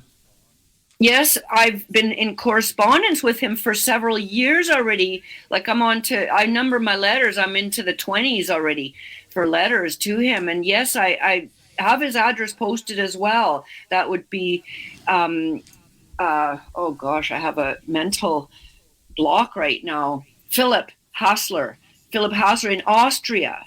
So Mr. Bond, that's Philip Hassler in Austria. And he got a 10-year jail sentence for, as he calls it, bad mouth noises, as he says, sort of sarcastically. He's a wonderful man. He's got the most beautiful handwriting, and he's just such a wonderful writer, writes with such intelligence and grace and politeness. This is really a wonderful man, and he's in jail for songs that he's written. I mean, it's like rap music. It's not my style of music, but who cares what's my style of music? But it's just for words, for his message, for noticing patterns. That's what Frederick, since you spoke of. For noticing. Noticing patterns. He notices patterns, right? And so, yes. But go ahead, Patrick. What were you going to say about him? Well, there's another musician that went away, and he's probably got the record for it now, for the amount of time that he got. And it was just for music that he had written. Exactly. That's how much they're afraid of of any sort of messaging reaching the youth, because the music that he was doing was a little bit different than these other musicians that got put away that were reaching an older generation. his Good music point. was the type that went directly to the young people, and they don't Very want good that. point. Very good point that you make. I'm glad you pointed that out, Patrick, that music was reaching the younger people. Yes. And his brother was also incarcerated for a while, but he's also not in jail anymore. He had some website that he was picked up for. Austria is particularly strict, I would say. Well, that's not even an appropriate word, but they're particularly fearful and bad. And I would think that's possibly because that's the birthplace of that certain man we were talking about a few minutes ago. That's what I was going to just say. And if I had gone back and I would have changed anything or been able to tell him anything, I would have gone into, he does in chapter 3 of Mein Kampf, he talks about his choosing between George Schorner and Karl Lueger, and I would have told him to side with Karl Lueger, and he probably would have been better off for that. And if he had an ally in Franco, it would have been a different story. So that I'll just leave it on that because I see we're short of time. Oh, but Patrick, another day we should talk more about that because I have to learn more from you about all that. There's so much to cover. We've covered a lot tonight. It's been good to go back over the male-female situation with all of that. It's been really excellent having you back on, Monica. We'll have you on again in a month's time, which will be fantastic. I'll put the links to your website into the show notes as well when we're finished. I've put them in the chat, but that's good. Thanks, everyone, for tonight. Thank you, Monica. Thanks, Paul. Thanks, Patrick. Thank you, Eric. Thank you, audience in YouTube and Rumble. It's been great. Covered an awful lot of ground. We'll be back again next week, back to our usual time in the States, 3 p.m. Enjoy your extra hours of sleep, your extra hour of sleep on Saturday night. I enjoyed mine. It was brilliant. Probably the best hour of the year, really. I love that extra hour. It was really good. And we'll see you all next week. So until then, keep good, everyone, and keep up the good fight in whatever way you see fit. We'll be back with you next week. Bye for now. Bye-bye. Thank you. Thanks.